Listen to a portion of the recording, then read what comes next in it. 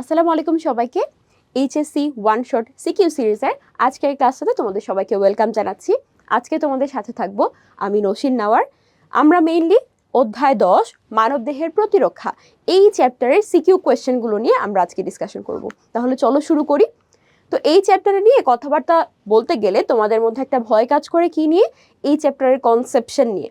আসলে একটা জীবাণু, যে কোনো জীবাণু হতে পারে, এই জীবাণুটা যখন আমাদের দেহে প্রবেশ করবে, আমাদের দেহ কিভাবে এই জীবাণু দ্বারা আক্রান্ত হওয়া থেকে প্রোটেক্ট করার ট্রাই করবে, মূলত এইটাই তো আমাদের এই চ্যাপ্টারের কনসেপ্ট। এটাই তোমরা অনেকে না একটু বুঝতে কষ্ট পাও। মানে ব্যাপারটা ইজি বাট একটু জটিলও বটে। মানবদেহের ভেতরে কতগুলো লেয়ারে আসলে এই প্রতিরক্ষা ব্যবস্থাটা আছে, সেটা নিয়েই তো মেইনলি ডিসকাশনটা। তাহলে চলো আমরা ফার্স্টে বেসিকটা বুঝে নেই কিভাবে যে কোনো জীবাণু, হতে পারে একটা ভাইরাস বা ব্যাকটেরিয়া বা ছত্রাক অথবা অন্য যে কোনো কিছু, আমার দেহে প্রবেশ করতে গেলে আমাদের দেহ কত স্তরের প্রতিরক্ষার মাধ্যমে সেটাকে প্রতিহত করার চেষ্টা করে। তো ধরো যে কোনোভাবে একটা জীবাণু তোমার কাছে আসার চেষ্টা করছে। তো জীবাণু যখন আমাদের কাছে আসার চেষ্টা করবে, তখন প্রথমত আমাদের যে ত্বক আছে অবশ্যই সেই ত্বকের সংস্পর্শে আসবে, অথবা দেহের কিছু কিছু জায়গা যেখানে আসলে ত্বক নেই, ছিদ্রপথ আছে, সেই ছিদ্রপথ দিয়ে প্রবেশ করার চেষ্টা করবে। তাই তো, হয় ত্বক অথবা দেহের ত্বক যেখানে নেই ছিদ্রপথগুলো, সেগুলো দিয়ে প্রবেশ করার চেষ্টা করবে। এখন ছিদ্রপথগুলো আসলে কোনগুলো? আমাদের চোখ হতে পারে, কান, নাক, মুখ, অথবা রেচন জননতন্ত্রের ছিদ্রপথ হতে পারে। এই তো, তাহলে জীবাণু যখন বডিতে প্রবেশ করার চেষ্টা করবে, এই সমস্ত জায়গাগুলো দিয়েই সে প্রবেশ করার চেষ্টা করবে। এই যে জীবাণু প্রবেশ করার জায়গাগুলো, সেগুলোতে আছে কিছু পাহারাদার, আর এই পাহারাদারগুলোকেই বলা হয় দেহের প্রথম প্রতিরক্ষা স্তর। দেহের প্রথম প্রতিরক্ষা স্তর, প্রথম প্রতিরক্ষা স্তর। ওকে, প্রথম প্রতিরক্ষা স্তর। এরপরে কোনোভাবে যদি এই প্রথম প্রতিরক্ষা স্তরে থাকা পাহারাদারগুলো ব্যর্থ হয়ে যায়, তখন জীবাণুটার কি হবে? জীবাণুটা দেখা যাবে আমাদের ত্বক বা ছিদ্রপথগুলো দিয়ে দেহের ভেতরে প্রবেশ করে যাবে। যখন জীবাণু দেহের ভেতরে প্রবেশ করে যাবে, তখন তাকে ধ্বংস করার জন্য, তাকে প্রতিহত করার জন্য আমাদের দেহে কি থাকবে? দুইটা প্রতিরক্ষা স্তর। একটা হচ্ছে দ্বিতীয় প্রতিরক্ষা স্তর, দ্বিতীয় প্রতিরক্ষা স্তর, আর থাকবে তৃতীয় প্রতিরক্ষা স্তর। তৃতীয় প্রতিরক্ষা স্তর। ওকে, তাহলে আমরা দেখতে পাচ্ছি আমাদের বডিতে আসলে 3 লেয়ারের প্রতিরক্ষা স্তর আছে। তার মধ্যে প্রথম স্তরটা হচ্ছে সবচেয়ে বাইরের দিকে, ত্বক এবং দেহের ছিদ্রপথগুলোতে থাকবে পাহারাদার। যখন জীবাণু বডির ভেতরে প্রবেশ করে যাবে, তখন থাকবে দ্বিতীয় এবং তৃতীয় প্রতিরক্ষা স্তর। আসলে এই যে পাহারাদারগুলোর কথা বলছি, এই পাহারাদারগুলো আসলে কারা, এদের উদাহরণগুলো সিকিউর জন্য খুব ইম্পর্টেন্ট, আবার এমসিকিউ এর জন্য বেশ ভালোই ইম্পর্টেন্ট। তাহলে চলো আমরা প্রথমে এদের নামগুলো জেনে নিই। প্রথমত প্রথম প্রতিরক্ষা স্তর। প্রথম প্রতিরক্ষা স্তরের ক্ষেত্রে আমরা বলেছি অবশ্যই জীবাণু প্রবেশ করার চেষ্টা করবে ত্বক দিয়ে অথবা দেহের বিভিন্ন ছিদ্রপথ দিয়ে। ছিদ্রপথগুলো কি কি হতে পারে? চোখ, কান, নাক, মুখ, অথবা রেচন জননতন্ত্রের ছিদ্রপথ। তাই তো, তাহলে সিরিয়ালি আমরা এই সমস্ত অংশে দেহের যত আবরণী টিস্যু আছে, আবরণী টিস্যুর সাথে রিলেটেড অংশগুলোকেই প্রথম প্রতিরক্ষা স্তরের মধ্যে ফেলবো। যেমন ধরো আমি যদি বলি মুখের কথা, মুখ দিয়ে যখন কোনো একটা জীবাণু প্রবেশ করার চেষ্টা করবে, তখন মুখে থাকা লালা সেটাকে প্রিভেন্ট করতে যাবে। যখন লালাকে ক্রস করে জীবাণু আরো ভেতরে চলে যাওয়ার চেষ্টা করবে, তখন সে যাবে পাকস্থলিতে। পাকস্থলিতে কি আছে? পাকস্থলিতে আছে হাইড্রোক্লোরিক অ্যাসিড। পাকস্থলীর হাইড্রোক্লোরিক অ্যাসিড, তখন সেই হাইড্রোক্লোরিক অ্যাসিড দ্বারা ধ্বংস হয়ে যাওয়ার চেষ্টা করবে, বা আমার দেহ সেটাকে ধ্বংস করার চেষ্টা করবে। খুব ভালো কথা। কোনো কারণে যদি হাইড্রোক্লোরিক অ্যাসিডও কাজ না করে, তাহলে দেখা যাবে কি আমার বডি চাবে এটাকে বমির মাধ্যমে, বমি করে সেটাকে বের করে দিতে। তাহলে এর পরেই যেটা কাজ করবে সেটা কি? সেটা হচ্ছে বমি। যদি বমিতে কাজ না হয়, বমি করা সম্ভব না হয়, তখন জীবাণুটা আরো ভেতরের দিকে চলে যাবে। পাকস্থলী থেকে সেটা ক্ষুদ্রান্ত্র, বৃহদন্ত্রের দিকে চলে গেল। ক্ষুদ্রান্ত্র, বৃহদন্ত্র এই সমস্ত জায়গাগুলোতে, ক্ষুদ্রান্ত্র আর বৃহদন্ত্র এই সমস্ত জায়গাগুলোতে কি আছে? এই সমস্ত জায়গাগুলোতে আছে কিছু উপকারী ব্যাকটেরিয়া, যাদেরকে আমরা বলি মাইক্রোবায়োম। তখন সেই মাইক্রোবায়োম সেটাকে প্রতিহত করার চেষ্টা করবে। খুব ভালো কথা। যদি তাও কাজ না হয় তাহলে এবার মল ত্যাগের মাধ্যমে জীবাণুটাকে বের করে দেওয়ার চেষ্টা করা হবে। ওকে, তাহলে আমরা অনেকগুলো পয়েন্ট বলে ফেললাম। যদি কোনো জীবাণু ত্বকের বাইরেও মুখ দিয়ে একটা ছিদ্রপথ মুখ দিয়ে প্রবেশ করার চেষ্টা করে, এখন আরও তো ছিদ্রপথ আছে, যদি চোখ দিয়ে প্রবেশ করার চেষ্টা করে তখন চোখে থাকা অশ্রু সেটাকে প্রতিহত করার চেষ্টা করবে। যদি কান দিয়ে প্রবেশ করার চেষ্টা করে তখন কানের মধ্যে থাকা এক ধরনের গ্রন্থি সেরুমিনাস গ্রন্থি থেকে সেরুমেন খরিত হবে। কানের একটা গ্রন্থি হচ্ছে সেরুমিনাস গ্রন্থি, সেখান থেকে খরিত হবে সেরুমেন, আর এই সেরুমেন তখন জীবাণুটাকে ধ্বংস করার চেষ্টা করবে। এবার যদি জীবাণুটা নাক দিয়ে প্রবেশ করার চেষ্টা করে তখন নাকের একেবারে শুরুর দিকে অংশে থাকা লোম সেটাকে প্রতিহত করবে। যদি এই লোম সমর্থ না হয় প্রতিহত করতে তখন নিশ্চয়ই সেটা আরো ভেতরের দিকে চলে যাবে। তখন আমাদের শ্বসনতন্ত্রের মিউকাস ঝিল্লিতে থাকা সিলিয়া সেটাকে প্রতিহত করার চেষ্টা করবে। ওকে, সিলিয়া, শ্বসনতন্ত্রের মিউকাস ঝিল্লিতে থাকা সিলিয়া সেটাকে প্রতিহত করবে। ফাইন, বাদ থাকলো আরেকটা পয়েন্ট, সেটা হচ্ছে আমাদের রেচন জননতন্ত্রের ছিদ্র। রেচন জননতন্ত্রের ছিদ্র পথে যদি কোনো একটা জীবাণু প্রবেশ করার চেষ্টা করে তখন সেখানে সে রেচন জননতন্ত্রে থাকা কিছু অ্যাসিড দিয়ে প্রতিহত হয়ে যাবে। রেচন জননতন্ত্রের অ্যাসিড। ওকে, তাহলে আশা করি জিনিসপত্রগুলো এবার খুব ইজিলি মনে থাকবে। জাস্ট একটা পয়েন্ট মনে রাখবা, প্রথম প্রতিরক্ষা স্তর হচ্ছে জীবাণু যখন আমার বডিতে প্রবেশ করতে যাবে তখন আমার বডির যত জায়গায় যত আবরণী টিস্যু আছে সেই আবরণী টিস্যুগুলো দিয়ে প্রতিরক্ষার কাজকর্মগুলো করা হবে। ত্বক এবং দেহের ছিদ্রপথগুলো দিয়েই তো মেইনলি জীবাণু প্রবেশ করার চেষ্টা করবে। সো ত্বক এবং ছিদ্রপথগুলোতে কিছু পাহারাদার দাঁড়িয়ে আছে। কি কি পাহারাদার? যদি ত্বক দিয়ে প্রবেশ করে সরাসরি ত্বকই প্রতিহত করবে। যদি চোখ বা মুখ, কান, নাক দিয়ে প্রবেশ করার চেষ্টা করে তখন সিরিয়ালি অনেকগুলো পয়েন্ট আছে। মুখের ক্ষেত্রে লালা, পাকস্থলীতে চলে গেলে হাইড্রোক্লোরিক অ্যাসিড, তা না হলে বমি করে বের করে দেওয়ার চেষ্টা করবে। যদি কোলনের দিকে চলে যায় মলত্যাগের মাধ্যমে বের হয়ে যাবে, অথবা আমাদের দেহে যে মাইক্রোবায়োম আছে সেই মাইক্রোবায়োম সেটাকে ধ্বংস করে দেওয়ার চেষ্টা করবে। যদি কান দিয়ে প্রবেশ করার চেষ্টা করে সেরুমেন প্রতিহত করবে। যদি নাক দিয়ে প্রবেশ করার চেষ্টা করে নাকের লোম বা শ্বসনতন্ত্রের সিলিয়া সেটাকে বের করে দেওয়ার চেষ্টা করবে। রেচন জননতন্ত্রের ছিদ্রপথে প্রবেশ করতে চাইলে সেখানে আছে রেচন জননতন্ত্রের অ্যাসিড। ওকে, তাহলে এভাবে আমাদের দেহ চেষ্টা করলো যে কোনো একটা জীবাণু যখন প্রবেশ করছে তখন সেটাকে যাতে প্রতিহত করা যায়। কোনোভাবে যদি আমাদের প্রথম প্রতিরক্ষা স্তর ব্যর্থ হয়, এতগুলো স্টেপের মাধ্যমেও যদি জীবাণুকে প্রতিহত করতে ব্যর্থ হয় তখন অ্যাক্টিভ হয়ে যাবে কি? তখন অ্যাক্টিভ হয়ে যাবে আমাদের দ্বিতীয় প্রতিরক্ষা স্তর। অর্থাৎ জীবাণুটা আর আবরণী টিস্যুর লেভেলে নাই, সে আবরণী টিস্যুগুলোকে ভেদ করে দেহের ভেতরের অন্যান্য টিস্যুতে এবার ছড়িয়ে যাওয়া শুরু করেছে। তো অন্যান্য টিস্যুতে যখন এটা ছড়িয়ে যাওয়া শুরু করবে তখন অ্যাক্টিভ হয়ে যাবে দ্বিতীয় তৃতীয় প্রতিরক্ষা স্তর। তখন আমাদের রক্তে থাকা কিছু উপাদান, কিছু কোষ এবং কিছু প্রক্রিয়া, রক্তে থাকা কিছু উপাদান, রক্তে থাকা কিছু কোষ এবং কিছু প্রক্রিয়ার মাধ্যমে সেই জীবাণুকে তাকে ধ্বংস করার চেষ্টা করবে। তো রক্তে থাকা যদি কোষগুলোর কথা বলতে চাই তাহলে প্রথমেই যেই কোষগুলোর কথা বলতে হবে সেটা হচ্ছে ফ্যাগোসাইটিক কোষ। ফ্যাগোসাইটিক কোষ,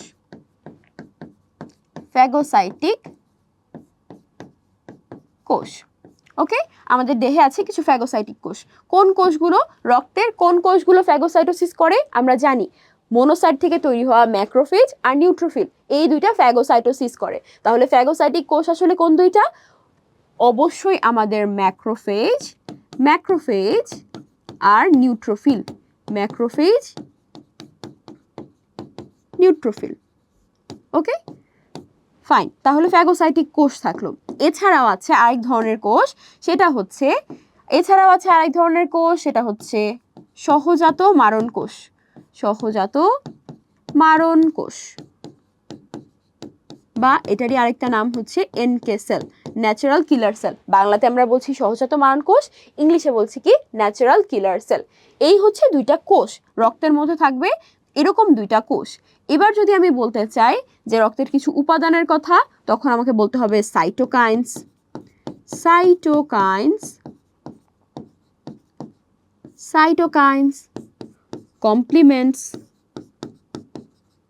কমপ্লিমেন্টস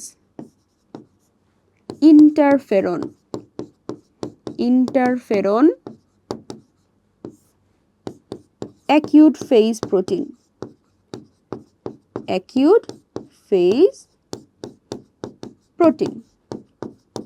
ঠিক আছে, তাহলে রক্তের কিছু কোষ গেল, কিছু উপাদান সাইটোকাইনস, কমপ্লিমেন্টস, ইন্টারফেরন আর অ্যাকিউট ফেজ প্রোটিন, এগুলো হচ্ছে কিছু উপাদান। আর আছে কিছু প্রক্রিয়া। কি কি প্রক্রিয়া? সেটা হতে পারে প্রদাহ বা ইনফ্লামেশন, হতে পারে রক্ততঞ্চন, প্রদাহ বা ইনফ্লামেশন, হতে পারে রক্ততঞ্চন, রক্ততঞ্চন। ঠিক আছে, তাহলে দ্বিতীয় প্রতিরক্ষা স্তরের মধ্যে এরকম কিছু প্রক্রিয়াও থাকবে। ফাইন, তাহলে আমরা বুঝলাম যে হ্যাঁ, আসলে যখন নাকি আমাদের আবরণী টিস্যু ভেদ করে প্রথম প্রতিরক্ষা স্তরকে ফাঁকি দিয়ে দেহের ভেতরে জীবাণু প্রবেশ করে যাচ্ছে, তখন কিন্তু এই দ্বিতীয় প্রতিরক্ষা স্তর কাজ করা শুরু করে দিল। নেক্সট চলে আসবে তৃতীয় প্রতিরক্ষা স্তর। যখন আসলে আমাদের দ্বিতীয় প্রতিরক্ষা স্তরও আর কাজ করতে পারছে না, তখন চলে আসবে কে? তখন চলে আসবে আমাদের তৃতীয় প্রতিরক্ষা স্তর। তৃতীয় প্রতিরক্ষা স্তরের মধ্যে আছে আরও স্পেসিফিক লিম্ফোসাইট। তোমরা যখন রক্ত নিয়ে পড়েছো, তোমরা জেনেছো না যে লিম্ফোসাইট কি? লিম্ফোসাইট হচ্ছে এক ধরনের ডাব্লিউবিসি। এই ডাব্লিউবিসির কাজ কি? এই ডাব্লিউবিসির কাজ হচ্ছে অ্যান্টিবডি তৈরি করা এবং দেহে বিভিন্ন ধরনের অ্যান্টিবডি তৈরি করার মাধ্যমে প্রতিরক্ষা দেওয়া, তাই তো? তাহলে এই যে লিম্ফোসাইট আছে, এই লিম্ফোসাইট হচ্ছে সবচেয়ে শক্তিশালী প্রতিরক্ষা দেওয়ার ক্ষেত্রে। এটা কিন্তু তৃতীয় প্রতিরক্ষা স্তরে কাজ করবে। লিম্ফোসাইটের মধ্যে কোন ধরনের লিম্ফোসাইট আছে? একটা হচ্ছে টি লিম্ফোসাইট, আরেকটা হচ্ছে বি লিম্ফোসাইট। টি লিম্ফোসাইট আর বি লিম্ফোসাইট, এদের মধ্যে বি লিম্ফোসাইট থেকে তৈরি হয় অ্যান্টিবডি, যেটা সরাসরি জীবাণুকে ধ্বংস করে। আর বি লিম্ফোসাইট, টি লিম্ফোসাইট দুইটা থেকেই তৈরি হয় মেমোরি কোষ, যেটা স্মৃতিতে সবকিছুকে সংরক্ষণ করে রাখে যে কোন জীবাণুটা আমাদেরকে আক্রমণ করলো, পরবর্তীতে ও যখন আবার আক্রমণ করে তখন সেটাকে প্রতিহত করে দেয়। ঠিক আছে, তাহলে মোটামুটি এই হচ্ছে আমাদের প্রথম, দ্বিতীয় এবং তৃতীয় প্রতিরক্ষা স্তরের অংশগুলো। কারা কারা আমাদের দেহের জন্য আসলে পাহারাদার হিসেবে কাজ করে। এখন এদের মধ্যে না প্রথম আর দ্বিতীয় প্রতিরক্ষা স্তর এরা স্পেসিফিক না, নন স্পেসিফিক। মানে কি? মানে হচ্ছে যে জীবাণুই প্রবেশ করুক সবার জন্য সে একই রকম অ্যাকশন নেবে। জীবাণুটা আসলে কি একটা ভাইরাস নাকি একটা ব্যাকটেরিয়া, ব্যাকটেরিয়া হলে সে কোন ব্যাকটেরিয়া, এগুলোর উপর তার রেসপন্স ডিপেন্ড করেই না। যেই আসুক একই রকম রেসপন্স, একই রকম অ্যাকশন। ঠিক আছে, তাহলে এই প্রথম আর দ্বিতীয় প্রতিরক্ষা স্তরকে বলা হবে তাহলে নন স্পেসিফিক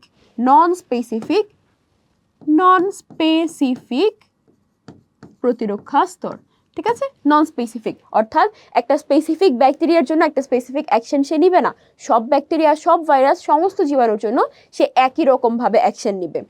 আর তৃতীয় প্রতিরক্ষা স্তর যেটা আছে সেটাকে আমরা কি বলি? তাহলে সেটাকে আমরা বলবো স্পেসিফিক প্রতিরক্ষা স্তর। স্পেসিফিক প্রতিরক্ষা স্তর। কেন বলি স্পেসিফিক? কারণ এটা একটা নির্দিষ্ট ব্যাকটেরিয়ার জন্য একটা নির্দিষ্ট অ্যান্টিবডি তৈরি করবে, তার জন্য একটা মেমোরি কোষ তৈরি করে সে স্মৃতিতে সংরক্ষণ করে রাখবে। যখন সেই একই ব্যাকটেরিয়া আবার দেহে প্রবেশ করবে তখন সে তার অ্যান্টিবডিগুলো দিয়ে সেটাকে ধ্বংস করার চেষ্টা করবে। ঠিক আছে, মেমোরি কোষ থেকে পরবর্তীতে গিয়ে দেখা যাবে আবার অ্যান্টিবডি তৈরি হবে, সেখান থেকে সে তাকে ধ্বংস করার চেষ্টা করবে। অর্থাৎ মোট কথা হচ্ছে নন স্পেসিফিক প্রতিরক্ষা স্তরের মধ্যে যারা আছে তারা সমস্ত ব্যাকটেরিয়া, ভাইরাস সবার জন্য একই রকম অ্যাকশন নেবে। আর স্পেসিফিক প্রতিরক্ষা স্তরের মধ্যে যে আছে সে একটা নির্দিষ্ট ব্যাকটেরিয়ার জন্য বা একটা নির্দিষ্ট ভাইরাসের জন্য এক রকম অ্যাকশন নিবে, অন্যটার জন্য আবার অন্য রকম ভাবে অ্যাকশন নিবে, অন্য অ্যান্টিবডি তৈরির মাধ্যমে অ্যাকশনটা নিবে। ঠিক আছে, তাহলে স্পেসিফিক নন স্পেসিফিকের ব্যাপারটা আমরা বুঝলাম। আরেকটা পয়েন্ট আছে, সেটা হচ্ছে সহজাত প্রতিরক্ষা আর অর্জিত প্রতিরক্ষা। সহজাত প্রতিরক্ষা আর অর্জিত প্রতিরক্ষা, এই যে আমরা বলছি প্রথম আর দ্বিতীয় স্তরের প্রতিরক্ষা, এই প্রতিরক্ষাগুলো কিন্তু তৈরি হয় একেবারে জন্মের আগে থেকেই। আমাদের জন্মের আগে থেকেই কিন্তু এগুলো তৈরি হয়, আমাদের বডিতে বসে আছে। বাট তৃতীয় প্রতিরক্ষা স্তর জন্মের আগে তৈরি হয় না। যখন আমি কোনো একটা জীবাণু দ্বারা আক্রান্ত হই, সেই জীবাণু দ্বারা আক্রান্ত হওয়ার পরে আমাদের তৃতীয় প্রতিরক্ষা স্তরটা তৈরি হয়। তৃতীয় প্রতিরক্ষা স্তরে লিম্ফোসাইটগুলো, অ্যান্টিবডি, মেমোরি কোষ, এই সব কিছুই কিন্তু দেখা যাবে কি আমাদের জন্মের পরে, যখন আমরা একটা জীবাণু দ্বারা আক্রান্ত হচ্ছি তারপরে গিয়ে তৈরি হবে। ঠিক আছে, তাহলে প্রথম, দ্বিতীয়, তৃতীয় প্রতিরক্ষা স্তরের মধ্যে কে কে আছে, আশা করি সেটা মনে রাখতে আর কোনো প্রবলেম হবে না। প্রথম প্রতিরক্ষা স্তরে কে আছে, যারাই হচ্ছে আমাদের দেহের বাইরের দিকে অবস্থান করবে বা ছিদ্রপথগুলোতে পাহারাদার হিসেবে কাজ করবে, বা ছিদ্রপথ দিয়ে কোনো খাবার যদি প্রবেশ করেই যায় আবরণী টিস্যুর ভেতরে থাকে তখন সেটাকে প্রতিহত করার চেষ্টা করবে। ওকে, আর যখন সেটা ব্লাডে চলে যাবে বা বডির আবরণী টিস্যু ভেদ করে অন্যান্য অংশে চলে যাবে তখনই দ্বিতীয় প্রতিরক্ষা স্তর কাজ করবে। দ্বিতীয় প্রতিরক্ষা স্তর ফেল হলে তখন তৃতীয় প্রতিরক্ষা স্তর কাজ করবে, বা আমরা বলতে পারি দ্বিতীয় প্রতিরক্ষা স্তর থেকেই আসলে তৃতীয় প্রতিরক্ষা স্তর অ্যাক্টিভেটেড হয়, তখন সে কাজ করতে পারে। তাহলে প্রসেসগুলো কিভাবে হয় চলো সেটা একবার একটু বলে ফেলি। প্রথম, দ্বিতীয়, তৃতীয় প্রতিরক্ষা স্তর মিলে আসলে প্রসেসটা কিভাবে করছে, তারা কিভাবে জীবাণুকে ধ্বংস করছে সেটা চলো একটু দেখে ফেলি। ধরো একটা ব্যাকটেরিয়া আমার বডিতে প্রবেশ করছে, ব্যাকটেরিয়াটা আমার বডিতে এনিহাও প্রবেশ করার চেষ্টা করছে। ঠিক আছে, এই যে ব্যাকটেরিয়াটা আমার বডিতে প্রবেশ করার চেষ্টা করছে, এই ব্যাকটেরিয়াকে প্রথমত আমাদের ত্বক, দেহের প্রথম প্রতিরক্ষা স্তরের যারাই ছিল সবাই প্রতিহত করার চেষ্টা করেছে, আবরণী টিস্যু প্রতিরক্ষা দিতে ফেল হয়ে গেছে। তাহলে প্রথম প্রতিরক্ষা স্তর ফেল, এবার এই জীবাণুটা চলে যাবে কোথায়, এই জীবাণুটা আবরণী টিস্যু ভেদ করে ধরো আমাদের যোজক টিস্যুতে চলে গেল। ঠিক আছে, আমাদের যোজক টিস্যুতে চলে গেল। এখন জীবাণুটা যোজক টিস্যুতে আছে, যোজক টিস্যুর একটা অংশই তো আমাদের আসলে রক্তনালী, তাই তো? তো এই যে রক্তনালীটা, এই রক্তনালীর ভেতরে থাকা বিভিন্ন ধরনের কোষ অ্যাক্টিভ হয়ে গেছে। সবার প্রথমে যেই কোষগুলো অ্যাক্টিভেটেড হচ্ছে সেটা হচ্ছে আমাদের ফ্যাগোসাইটিক কোষ। ফ্যাগোসাইটিক কোষের মধ্যে কারা কারা ছিল, ম্যাক্রোফেজ, নিউট্রোফিল। আমি ধরলাম এখন ম্যাক্রোফেজটাকে অ্যাক্টিভেট করব। হ্যাঁ, নিউট্রোফিলকে অ্যাক্টিভেট করে পরে বোঝাচ্ছি, আমরা আগে ম্যাক্রোফেজকে অ্যাক্টিভেট করে দেখার চেষ্টা করি কি ঘটনাটা ঘটে। তো রক্তনালীর ভেতরে যে ম্যাক্রোফেজগুলো ছিল, এই ম্যাক্রোফেজ, রক্তনালীর ভেতরে তো মনোসাইট থাকে তাই না, মনোসাইট থাকবে। এই মনোসাইটটা প্রথমে সক্রিয় হয়ে ম্যাক্রোফেজ হিসেবে রক্তনালীর বাইরে চলে যাবে। ম্যাক্রোফেজ হিসেবে সেই রক্তনালীর বাইরে চলে গেল। রক্তনালীর ভেতরে থাকলে মনোসাইট, বাইরে চলে গেলে যেখানেই যাক, বাট রক্তনালীর বাইরে চলে গেলে সে হয়ে যাচ্ছে কি, ম্যাক্রোফেজ। এই যে ম্যাক্রোফেজ, সে রক্তনালীর বাইরে যাওয়ার পরে এবার সে সুন্দর মতো চলে যাবে এই জীবাণুর কাছে। কি প্রক্রিয়ায় যাবে, প্রক্রিয়ার নাম হচ্ছে কেমোট্যাক্সিস।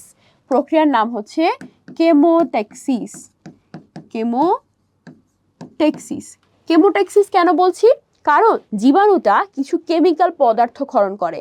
এই কেমিক্যাল পদার্থ ক্ষরণ করার কারণে আমাদের যে ম্যাক্রোফেজ আছে, ম্যাক্রোফেজটা জীবাণুর দিকে আকর্ষিত হয়। কেমিক্যালের কারণে যেই চলন হচ্ছে, যেই ট্যাক্সিস হচ্ছে, সেটাকে আমরা বলছি কেমোট্যাক্সিস।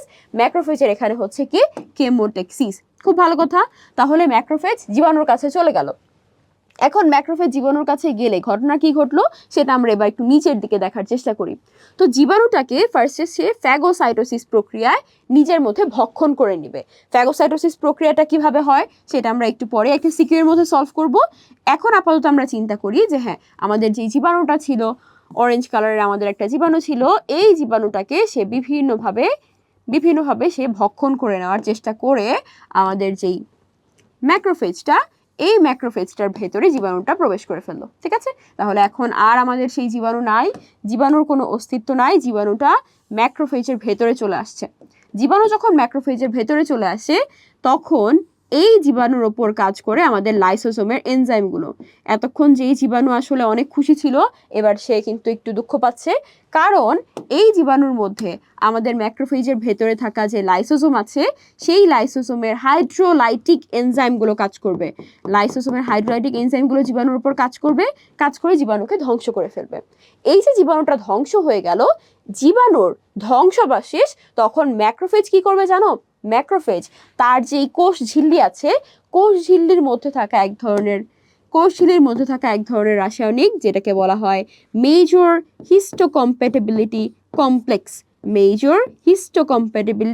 কমপ্লেক্স, সেই মেজর হিস্টোকম্প্যাটিবিলিটি কমপ্লেক্সের গায়ে অ্যাটাচ করে রেখে দিবে। ঠিক আছে, তাহলে ঘটনা কি ঘটলো, প্রথমে আমাদের জীবাণুর কাছে ম্যাক্রোফেজটা গেল কেমোট্যাক্সিস প্রক্রিয়ায়, যাওয়ার পরে সে করে ফেললো কি, ফ্যাগোসাইটোসিস। ফ্যাগোসাইটিক কোষ ফ্যাগোসাইটোসিস করবে। কিভাবে করবে সেটা আমরা ডিটেলস একটু পরেই জানবো। ফ্যাগোসাইটোসিস হওয়ার পরে জীবাণু আসলে ধ্বংস হয়ে গেছে, জীবাণু ধ্বংসপ্রাপ্ত হয়ে গেল। জীবাণুর যে ধ্বংসাবশেষ সেটা শুধুমাত্র কোষের ভেতরে অবশিষ্ট আছে। কোষের ভেতরে শুধুমাত্র আছে কি? জীবাণুর কিছু ধ্বংসাবশেষ। এই যে জীবাণুর ধ্বংসাবশেষ, এবার ম্যাক্রোফেজ করবে কি সেটাকে তার কোষের বাইরে থাকা, কোষের কোষঝিল্লিতে থাকা একটা মেজর হিস্টোকম্প্যাটিবিলিটি কমপ্লেক্সের সাথে বাইন্ড করে রেখে দিবে। অর্থাৎ ম্যাক্রোফেজটা করছে কি? ম্যাক্রোফেজটা সে যে একটা ফ্যাগোসাইটোসিস করেছে, সে যে একটা বড় কাজ করেছে, সেটাকে সবাইকে দেখানোর চেষ্টা করেছে। দেখো, আমি ধ্বংস করেছি একটা জীবাণুকে, সেই জীবাণুর ধ্বংসাবশেষকে আমি আমার গায়ের সাথে অ্যাটাচ করে রেখে দিয়েছি, গায়ের বাইরে অ্যাটাচ করে রেখে দিয়েছি। খুব ভালো কথা। তাহলে এই যে ম্যাক্রোফেজ, এই ম্যাক্রোফেজ যখন এমএইচসি, মেজর হিস্টোকম্প্যাটিবিলিটি কমপ্লেক্স নামক একটা রাসায়নিক পদার্থ দিয়ে জীবাণুকে তার প্রাচীরের সাথে, কোষঝিল্লির সাথে অ্যাটাচ করে রেখে দিচ্ছে, তখন আমাদের দেহে থাকা এক ধরনের লিম্ফোসাইট, যেটাকে আমরা বলছি হেল্পার টি লিম্ফোসাইট বা হেল্পার টি সেল, আমাদের দেহে থাকা এক ধরনের লিম্ফোসাইট হেল্পার টি সেল তখন সেটাকে শনাক্ত করে ফেলছে, শনাক্ত করে সে নিজে অ্যাক্টিভেটেড হয়ে যাচ্ছে। ওকে, তাহলে কি বললাম? আমাদের ম্যাক্রোফেজ কি করলো? ম্যাক্রোফেজ অ্যান্টিজেন বা জীবাণুর ধ্বংসাবশেষ, জীবাণুর যে ধ্বংসাবশেষগুলো সে তৈরি করলো সেটাকে আমরা বলছি অ্যান্টিজেন। সেই অ্যান্টিজেনকে এমএইচসির সাথে বাইন্ড করে নিজের গায়ে প্রেজেন্ট করে রাখলো। এই প্রেজেন্টেশন দেখে আমাদের যে হেল্পার টি সেল সে অ্যাক্টিভেটেড হয়ে গেল। হেল্পার টি সেল যখন অ্যাক্টিভেটেড হয় তখন তিনটা ঘটনা ঘটে। সে বিভিন্ন ধরনের রাসায়নিক পদার্থ ক্ষরণ করে নিজেকেই অ্যাক্টিভ করে, বিভিন্ন ধরনের রাসায়নিক পদার্থ ক্ষরণ করে নিজেকে অ্যাক্টিভেট করে, আরও ম্যাক্রোফেজকে অ্যাক্টিভেট করে,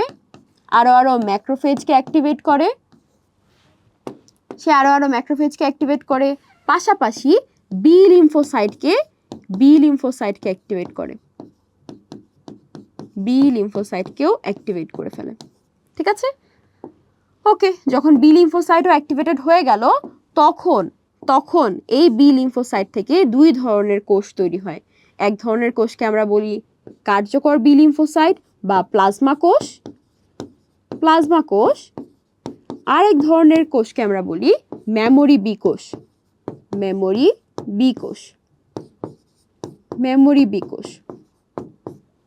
ঠিক আছে? এই যে কার্যকর বি লিম্ফোসাইট বা প্লাজমা কোষ, এখান থেকেই পরবর্তীতে কি তৈরি হয়? এখান থেকেই পরবর্তীতে গিয়ে তৈরি হয় আমাদের অ্যান্টিবডি। ওকে, ঠিক আছে। তাহলে হেল্পার টি সেল কয়টা কাজ করছিল? হেল্পার টি সেল তিনটা কাজ করছিল। একটা হচ্ছে বি লিম্ফোসাইটকে অ্যাক্টিভেট করা, আরও ম্যাক্রোফেজকে অ্যাক্টিভেট করা, আরেকটা কাজ করছিল সে টি লিম্ফোসাইটকে আরও টি লিম্ফোসাইটকেও অ্যাক্টিভেটেড করে। তো এই যে টি লিম্ফোসাইটগুলো অ্যাক্টিভেটেড হচ্ছে, সেই টি লিম্ফোসাইট থেকেও আরও কিছু মেমোরি টি কোষ তৈরি হবে, মেমোরি টি কোষ। ওকে, তাহলে ঘটনা কি ঘটলো? অ্যান্টিবডি তৈরি হয়ে গেছে। আমরা ছোটবেলা থেকেই পড়ে আসছি, জীবাণু আমাদের বডিতে যখন প্রবেশ করে তখন আমার বডিতে থাকা কিছু অ্যান্টিবডি সেটাকে ধ্বংস করে ফেলে। তাহলে অ্যান্টিবডি যখন তৈরি হয়ে গেল, অ্যান্টিবডি কি করবে? বডির যত ব্যাকটেরিয়া ছিল, এই যে ব্যাকটেরিয়া, সে তো আসলে একা প্রবেশ করেনি, সে তো অনেক দলবল নিয়ে প্রবেশ করেছে। বাদ বাকি যারা ছিল ব্যাকটেরিয়ার, তাদের সবাইকে ধ্বংস করার জন্য সে অ্যাক্টিভ হয়ে যাবে। তখন এই অ্যান্টিবডি অন্যান্য আরও জীবাণুগুলোকে সরাসরি ধ্বংস করে ফেলবে। ঠিক আছে? তাহলে প্রসেসটা কি হলো? আমরা সবাই চলো শুরু থেকে একটু বলার চেষ্টা করি। আমাদের দেহে জীবাণু প্রবেশ করছিল। জীবাণু যখন প্রবেশ করার চেষ্টা করলো, প্রথমে প্রতিহত করলো প্রথম প্রতিরক্ষা স্তরের সবাই, ব্যর্থ হয়ে গেল। জীবাণুটা আবরণী টিস্যু ভেদ করে আর ভেতরের দিকে প্রবেশ করে ফেললো। যখন আবরণী টিস্যু ভেদ করে জীবাণুটা ভেতরের দিকে প্রবেশ করে ফেললো, তখন কি ঘটলো? আমাদের দেহের রক্তনালীর ভেতরে থাকা মনোসাইট, নিউট্রোফিল, এরা সবাই যারা ফ্যাগোসাইটিক কোষ, তারা রক্তনালী থেকে বাইরে চলে আসলো। রক্তনালী থেকে বাইরে চলে এসে এই যে জীবাণুগুলো, এই যে ব্যাকটেরিয়াগুলো, তারা যেখানে আছে সে কেমোট্যাক্সিস প্রক্রিয়ায় সেখানে যাওয়ার চেষ্টা করলো, সেখানে তারা গেল। যাওয়ার পরে এই জীবাণুটাকে ফ্যাগোসাইটিক কোষগুলো ফ্যাগোসাইটোসিস করে ফেলার চেষ্টা করবে। ফ্যাগোসাইটোসিস করে ফেলছে। হয়তো সবগুলো জীবাণু ফ্যাগোসাইটোসিস হতে পারেনি, বেশিরভাগই তারা ফ্যাগোসাইটোসিস করে ফেলার চেষ্টা করছে। ফ্যাগোসাইটোসিস যখন করে ফেলবে, তখন এই যে ফ্যাগোসাইটিক কোষগুলো, তারা জীবাণুর ধ্বংসাবশেষকে তাদের দেহের যে কোষঝিলি আছে, কোষঝিলিতে থাকা মেজর হিস্টোকম্প্যাটিবিলিটি কমপ্লেক্সের সাথে বাইন্ড করে, বন্ধন করে তারা হচ্ছে দেহের বাইরে প্রেজেন্ট করে রাখবে। দেহের বাইরে প্রেজেন্ট করে রাখলো।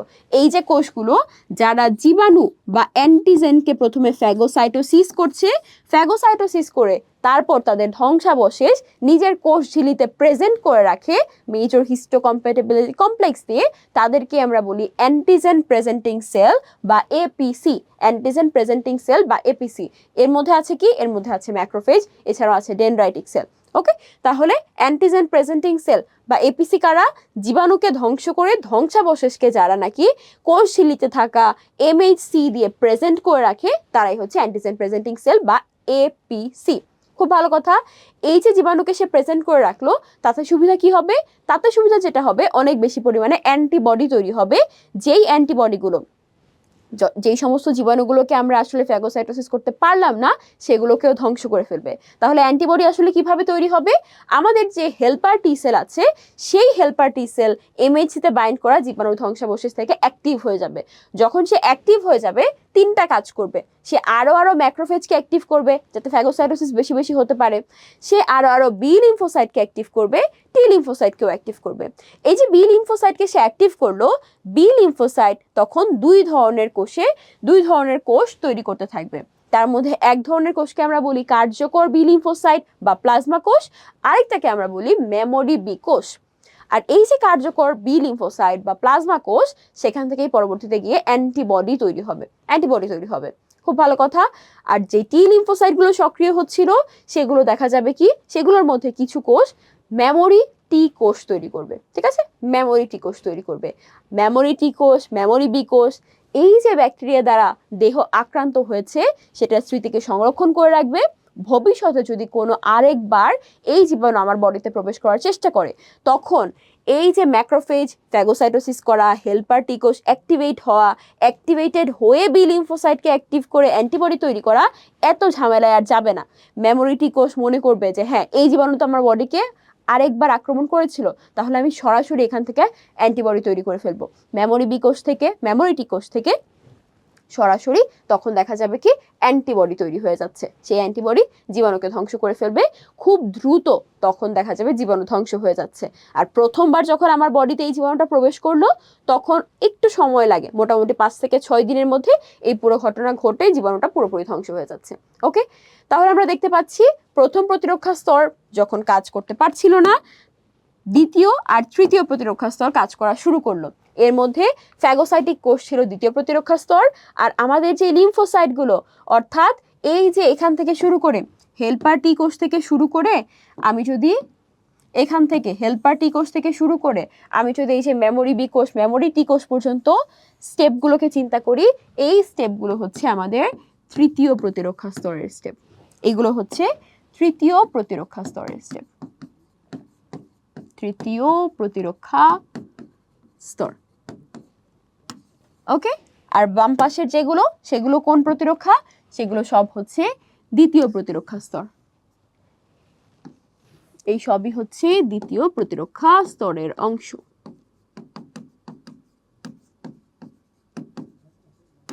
দ্বিতীয় প্রতিরক্ষা স্তর। ওকে, তাহলে আই হোপ এখন মোটামুটি বেসিকগুলো তোমাদের ক্লিয়ার হয়ে গেছে। এবার চলো আমরা কোয়েশ্চেন সলভ করা শুরু করি। তো প্রথমে একটা সিকিউ কোয়েশ্চেন এসেছে, দেহ জীবাণু দ্বারা আক্রান্ত হলে ত্বক সর্বপ্রথম তাকে প্রতিহত করে। ত্বক পরাস্ত হলে একটা বিশেষ রক্তকণিকা জীবাণুকে ভক্ষণ করে। ওকে, কি পয়েন্ট এখানে কি আছে? একটা হচ্ছে ত্বক, আর একটা হচ্ছে একটা বিশেষ রক্তকণিকা যেটা জীবাণুকে ভক্ষণ করছে। গ নাম্বার প্রশ্নে বলেছে উদ্দীপকে উল্লিখিত কণিকার ভক্ষণ কৌশল বর্ণনা করো। উদ্দীপকে উল্লিখিত কণিকা যেগুলো, সেগুলো আসলে কারা? সেগুলো অবশ্যই ফ্যাগোসাইটিক কোষ। আমাদের যে ফ্যাগোসাইটিক কোষ ছিল, সেই ফ্যাগোসাইটিক কোষ, ম্যাক্রোফেজ, নিউট্রোফিল। আর ভক্ষণ কৌশলটা আসলে ফ্যাগোসাইটোসিস। তাহলে চলো আমরা ফ্যাগোসাইটোসিস প্রক্রিয়াটা একবার একটু বর্ণনা করে ফেলি। আচ্ছা, তাহলে জীবাণু আমার বডিতে প্রবেশ করলো। আমার বডিতে রক্তনালীর ভেতরে আছে ম্যাক্রোফেজ, রক্তনালীর ভেতরে আছে নিউট্রোফিল। রক্তনালীর ভেতরে আছে ম্যাক্রোফেজ আর নিউট্রোফিল। আমার বডিতে বাইরে থেকে প্রবেশ করলো জীবাণু। প্রথমে কি হবে, প্রথমে আমাদের ম্যাক্রোফেজ নিউট্রোফিল যারাই ছিল, এই ম্যাক্রোফেজ আর নিউট্রোফিল তারা রক্তনালীর বাইরে যাওয়ার চেষ্টা করবে, তারা অ্যাক্টিভ হয়ে গিয়ে রক্তনালীর বাইরে চলে যাবে। রক্তনালীর ভেতরে যে মনোসাইট ছিল সেটা অ্যাক্টিভ হয়ে ম্যাক্রোফেজ হয়ে যাবে, আর নিউট্রোফিল এরা দুইজনই কি করবে, রক্তনালীর বাইরে চলে আসবে। রক্তনালীর বাইরে চলে এসে সে কেমোট্যাক্সিস প্রক্রিয়ায়, কোন প্রক্রিয়ায়, কেমোট্যাক্সিস প্রক্রিয়ায় চলে যাবে কোথায়, জীবাণুটার কাছে। জীবাণুটা যোজক টিস্যুর যেই জায়গাতে ছিল সেই জায়গাতে সে চলে গেল। আচ্ছা ভালো কথা, চলে যাওয়ার পরে কি হবে, চলে যাওয়ার পরে প্রথমত দেখা যাবে কি, আমি যদি ম্যাক্রোফেজ দিয়েই বোঝানোর চেষ্টা করি, ধরো এই হচ্ছে আমাদের একটা ম্যাক্রোফেজ, এই ম্যাক্রোফেজের কাছে আমাদের এখানে ছিল জীবাণু, এই ছিল আমাদের জীবাণু। তো এই জীবাণুকে সে ভক্ষণ করে নিজের মধ্যে নেয়ার চেষ্টা করবে। কিভাবে নেবে, ম্যাক্রোফেজ যেহেতু অনিয়ন্ত্রিত আকৃতির, সেখান থেকে কিছু ক্ষণপদ তৈরি হবে, ম্যাক্রোফেজ থেকে কিছু ক্ষণপদ তৈরি করবে। এই ক্ষণপদগুলো ধীরে ধীরে ব্যাকটেরিয়াটাকে বা জীবাণুটাকে তার ভেতরে নিয়ে আসার চেষ্টা করবে। প্রথমে ক্ষণপদ তৈরি হলো, আস্তে আস্তে ক্ষণপদের দুইটা অংশ একসাথে মিলিত হয়ে যাবে, ক্ষণপদের অংশগুলো একসাথে মিলিত হয়ে ব্যাকটেরিয়াটাকে একেবারে ম্যাক্রোফেজের ভেতরে নিয়ে আসবে। দেখো তো বাইরের যে অরেঞ্জ কালার অংশটা, সেটা কিন্তু পুরো অংশটাই কিন্তু ব্যাকটেরিয়াটার, আমাদের যে ম্যাক্রোফেজ আছে সেই ম্যাক্রোফেজের কোষ ঝিল্লি, তো ম্যাক্রোফেজের কোষ ঝিল্লির ভেতরে কিন্তু আমাদের পুরো ব্যাকটেরিয়াটা চলে আসলো। যেই একটা গহ্বর তৈরি করার মাধ্যমে ম্যাক্রোফেজ জীবাণুটাকে দেহের ভেতরে প্রবেশ করালো, এই যে গহ্বরটা, এই গহ্বরটাকে আমরা কি বলি, এটাকে আমরা বলি ফ্যাগোজোম। ঠিক আছে, ফ্যাগোজোম তৈরির মাধ্যমে সে ব্যাকটেরিয়াকে নিজের বডির ভেতরে প্রবেশ করালো, ম্যাক্রোফেজের কোষ ঝিল্লির ভেতরে প্রবেশ করালো। তাহলে এখন আমরা একটু ছোট করে আঁকার চেষ্টা করি।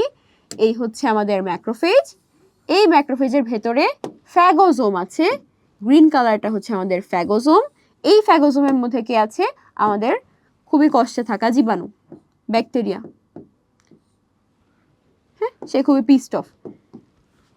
খুব ভালো কথা, তাহলে প্রথমত আমাদের ম্যাক্রোফেজ অ্যাক্টিভ হয়ে কেমোট্যাক্সিস প্রক্রিয়ায় জীবাণুর কাছে গেল, জীবাণুর কাছে গিয়ে ক্ষণপদ তৈরি করার মাধ্যমে, ফ্যাগোজোম তৈরি করার মাধ্যমে সে তাকে কোষের ভেতরে, ম্যাক্রোফেজের ভেতরে প্রবেশ করালো।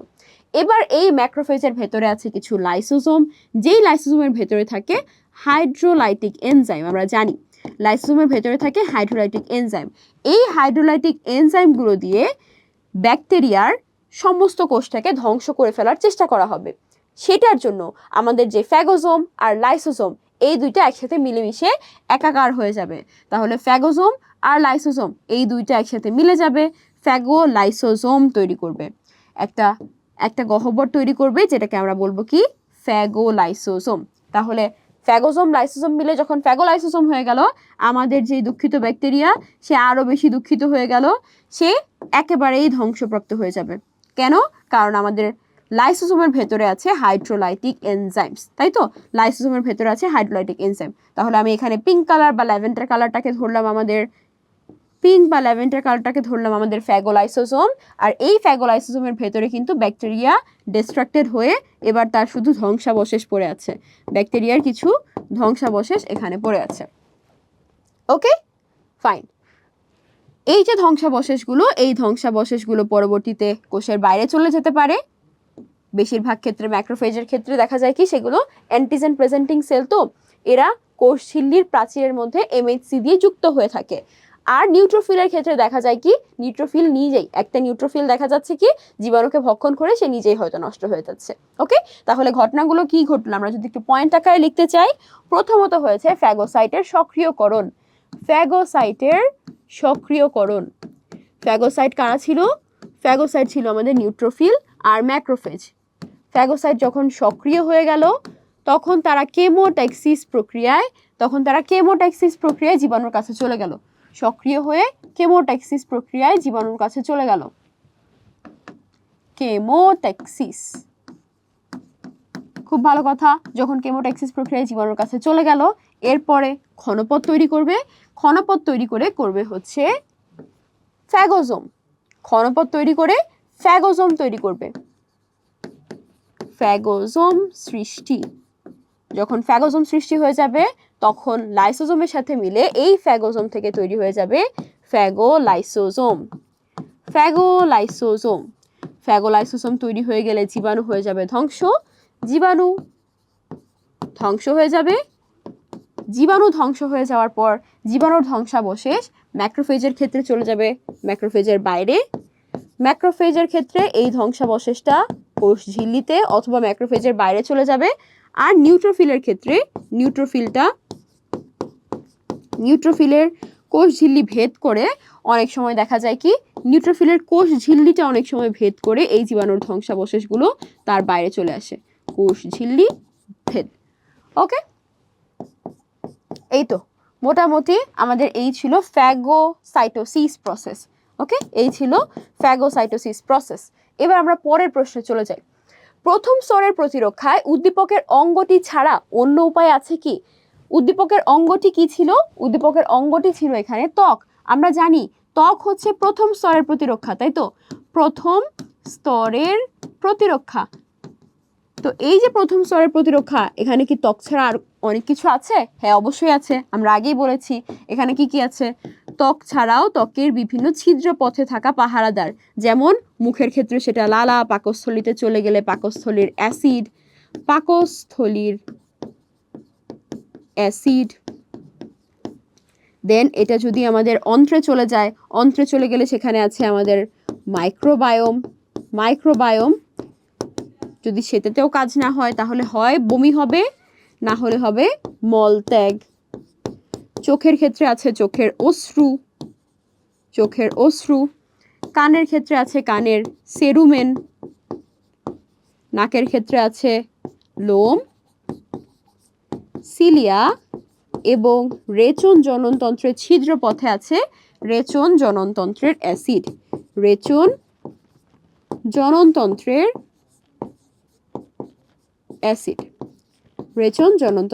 অ্যাসিড। ওকে, এগুলো হচ্ছে সবই আমাদের প্রথম প্রতিরক্ষা স্তরের অংশগুলো। এটা কিভাবে কাজ করে একটা একটা করে যদি একটু বলতে চাই। প্রথমত ত্বকের তো অনেক কাজ, সে একটা ফিজিক্যাল ব্যারিয়ার হিসেবে কাজ করবে। এছাড়াও ত্বকের মধ্যে থাকে বিভিন্ন ধরনের গ্রন্থি, যেমন ঘর্মগ্রন্থি, শ্বেত গ্রন্থি। এগুলো থেকে যেই ক্ষরণ হয় সেই ক্ষরণগুলো আসলে ব্যাকটেরিয়া নাশক হিসেবে কাজ করে। ওকে, এছাড়াও লালা, অশ্রু, এদের মধ্যে থাকে কি? এদের মধ্যে থাকে লাইসোজাইম নামের একটা রাসায়নিক পদার্থ। লাইসোজাইম ব্যাকটেরিয়া নাশক হিসেবে কাজ করে।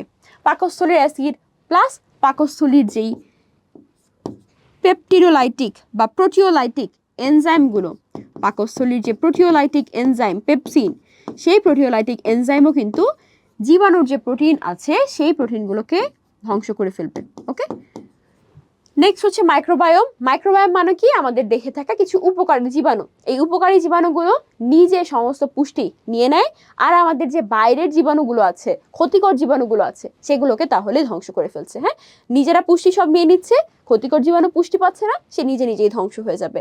বমি, মলত্যাগ এগুলোর মাধ্যমে তো মেকানিক্যাল ভাবে বা যান্ত্রিকভাবে দেহের বাইরে জীবাণুগুলো বের হয়ে যাচ্ছে, কোনো রাসায়নিক প্রক্রিয়া এখানে হচ্ছে না।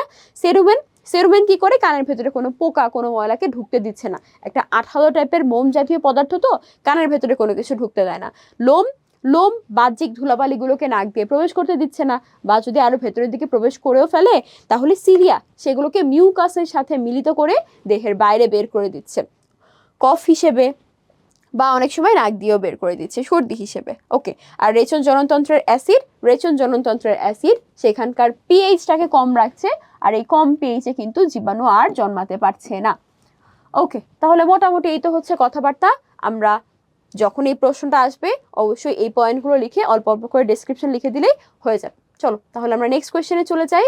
নেক্সট কোয়েশ্চেনে বলছে, জীববিজ্ঞান ক্লাসে স্যার বললেন আমরা বুদ্ধিমত্তার সাথে জীবাণুকে প্রতিহত করে সুস্থভাবে বেঁচে আছি। এই ক্ষেত্রে প্রাথমিক ধাপে জীবাণুর বিরুদ্ধে সুরক্ষা দেয় আমাদের ত্বক, আর সর্বশেষে ওয়াই আকৃতির একটা বিশেষ গঠন। তাহলে আমরা দুইটাকেই যদি একটু আইডেন্টিফাই করতে চাই, ত্বক এটা হচ্ছে আসলে আমাদের প্রথম প্রতিরক্ষা স্তরের অংশ, আর আমাদের যে ওয়াই আকৃতির বিশেষ গঠন এটা আর কেউ না, তৃতীয় প্রতিরক্ষা স্তরের একটা অংশ, অ্যান্টিবডি।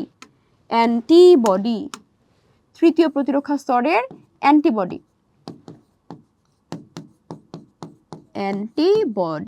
ওকে ফাইন। তাহলে প্রশ্নে কি বলেছে চলো এটা আমরা একটু দেখি। প্রশ্নে বলেছে আমাদের দেহের সুরক্ষায় উদ্দীপকে উল্লিখিত অঙ্গটির ভূমিকা ব্যাখ্যা করো। উদ্দীপকে উল্লিখিত অঙ্গ কোনটা? অঙ্গটা হচ্ছে এই ত্বক। তাহলে ত্বকের ভূমিকা আসলে কি? ত্বক আসলে আমাদের কি করে? একটা হচ্ছে প্রতিবন্ধক হিসেবে কাজ করে, বাহ্যিক প্রতিবন্ধক হিসেবে কাজ করে। প্রতিবন্ধক কিভাবে? উপরে যেহেতু বডির উপরে যেহেতু একটা আবরণী টিস্যুর প্রোটেক্টিভ লেয়ার তৈরি করে রাখছে এই ত্বক, তাহলে এই ত্বক ভেদ করে সরাসরি জীবাণু কিন্তু আমাদের দেহের ভেতরে আর প্রবেশ করতে পারছে না, বাহ্যিক প্রতিবন্ধক হিসেবে কাজ করছে।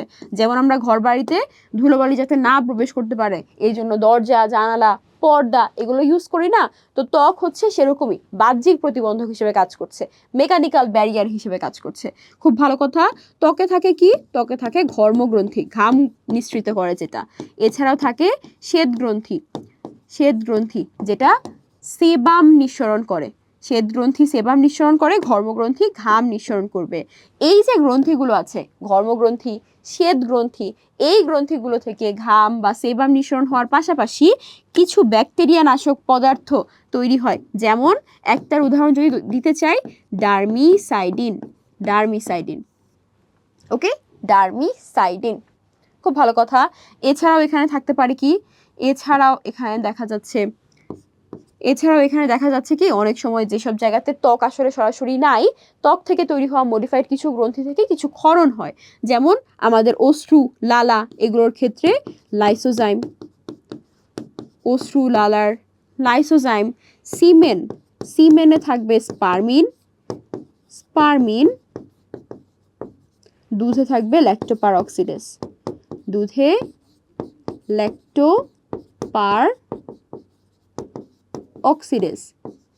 তাহলে এই সব কি? এই সব হচ্ছে কিছু ব্যাকটেরিয়া নাশক পদার্থ। ব্যাকটেরিয়া যখনই আমাদের এই রাসায়নিক পদার্থগুলোর সংস্পর্শে আসবে সে কিন্তু ধ্বংস হয়ে যাবে। ওকে, তাহলে যখনই বলবে ত্বকের ভূমিকা আসলে কি, এই তিনটা পয়েন্টই তুমি যদি একটু ডেসক্রাইব করে লিখে দাও তাহলেই হয়ে যাবে। বাহ্যিক প্রতিবন্ধক হিসেবে কাজ করছে ঘর্মগ্রন্থি, শ্বেত গ্রন্থি, এগুলোতে থাকা ডার্মিসাইডিন যেটা ব্যাকটেরিয়া নাশক, সেটা জীবাণুকে ধ্বংস করে দিচ্ছে। অথবা ত্বকের সাথে অ্যাসোসিয়েটেড কিছু গ্রন্থি, যেমন অশ্রু গ্রন্থি বা আমাদের বিভিন্ন ধরনের গ্রন্থি থেকে লাইসোজাইম, স্পারমিন, ল্যাক্টোপারঅক্সিডেস এই ধরনের যে রাসায়নিক পদার্থগুলো নিঃসৃত হয়, এই সবগুলোই ব্যাকটেরিয়া নাশক হিসেবে কাজ করে। এবার চলো তাহলে আমরা নেক্সট কোয়েশ্চেনে চলে যাই। আচ্ছা, তাহলে নেক্সট কোয়েশ্চেনে কি দেয়া আছে? দুটো চিত্র দেয়া আছে। চিত্র এতে আমরা দেখতেই পাচ্ছি এখানে পাকস্থলী, পাকস্থলী আঁকা আছে। সো চিত্র এ হচ্ছে পাকস্থলীর, পাকস্থলী। আর চিত্র বিতে ওয়াই আকৃতির একটা অংশ দেখানো আছে। এই ওয়াই আকৃতির অংশটা আসলে কি? এটা হচ্ছে আমাদের অ্যান্টিবডি, অ্যান্টিবডি। ফাইন। তাহলে প্রশ্নে কি বলছে? উদ্দীপকে উল্লেখিত এই চিত্রটি যে প্রতিরক্ষা স্তর নির্দেশ করে সেই স্তরের বর্ণনা দাও। তাহলে আমরা তো একটু আগে এটারই বর্ণনা দিয়ে আসলাম। এই চিত্রটি কোন প্রতিরক্ষা স্তর নির্দেশ করে? পাকস্থলী। পাকস্থলীর ভেতরে যখন জীবাণু যায়, পাকস্থলীর যে অ্যাসিড আছে, এনজাইম আছে, সেই সব কিছু জীবাণুকে ধ্বংস করবে। এটা ডেফিনেটলি আমাদের প্রথম প্রতিরক্ষা স্তর, প্রথম প্রতিরক্ষা স্তর। ওকে, প্রথম প্রতিরক্ষা স্তর সম্পর্কে আমরা অলরেডি বলে ফেলেছি। জাস্ট সেই পয়েন্টগুলো লিখে একটু ডেসক্রিপশন দিয়ে দিলেই কিন্তু হয়ে যাবে। চলো সামনের কোয়েশ্চেনে যাই। ওকে, এখানে প্রশ্নে একটা ফ্লো চার্টের মতো দেওয়া আছে। উদ্দীপকে ডি আর ই এর মধ্যে যেসব বৈসাদৃশ্য রয়েছে তা লেখো, এটা বলা আছে। তাহলে চিত্রটাতে কি দেয়া আছে আমরা চলো সেটা আগে দেখি। এখানে দেয়া আছে মানবদেহ, মানবদেহ হচ্ছে পি। এই মানবদেহের মধ্যে প্রথম প্রতিরক্ষা স্তর আছে, দ্বিতীয় প্রতিরক্ষা স্তর আছে, তৃতীয় প্রতিরক্ষা স্তর আছে। প্রথম প্রতিরক্ষা স্তরকে বলছে কে, দ্বিতীয়টাকে এল, তৃতীয়টাকে এম। আবার এই তৃতীয় প্রতিরক্ষা স্তরের আবার দুইটা অংশ আছে। তার মধ্যে একটা হচ্ছে ডি, সহজাত প্রতিরক্ষা, আর একটা হচ্ছে ই, অর্জিত প্রতিরক্ষা। সহজাত প্রতিরক্ষা আর অর্জিত প্রতিরক্ষা। প্রশ্নে বলেছে উদ্দীপকে ডি আর ই এর মধ্যে যেসব বৈসাদৃশ্য রয়েছে সেটা লেখো। অর্থাৎ আমরা এখানে ডি বা সহজাত প্রতিরক্ষা, সহজাত প্রতিরক্ষা এবং ই বা অর্জিত প্রতিরক্ষা, এই দুইটার মধ্যে ডিফারেন্স নিয়ে আলোচনা করব। অর্জিত প্রতিরক্ষা, অর্জিত প্রতিরক্ষা। তাহলে চলো সহজাত আর অর্জিত প্রতিরক্ষার মধ্যে একটু ডিসকাশন করে ফেলি। সহজাত প্রতিরক্ষা কি?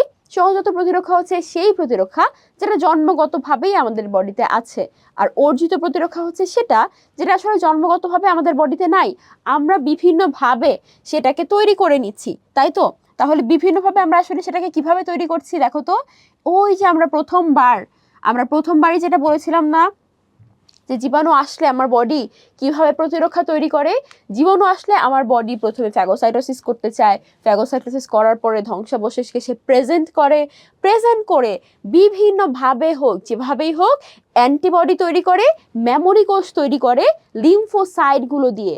এই যে আমরা জীবাণু দ্বারা আক্রান্ত হওয়ার পরে লিম্ফোসাইট থেকে মেমোরি কোষ অ্যান্টিবডি তৈরি করছি, এটাই হচ্ছে অর্জিত প্রতিরক্ষা। জন্মগতভাবে আমাদের অ্যান্টিবডি মেমোরি কোষ তৈরি হয়ে নেই, আছে কি কিছু লিম্ফোসাইট। এই লিম্ফোসাইটগুলো থেকে আমরা যখন অ্যান্টিবডি মেমোরি কোষ তৈরি করছি, এটাই হচ্ছে আমাদের অর্জিত প্রতিরক্ষা। ওকে, অর্জিত প্রতিরক্ষা।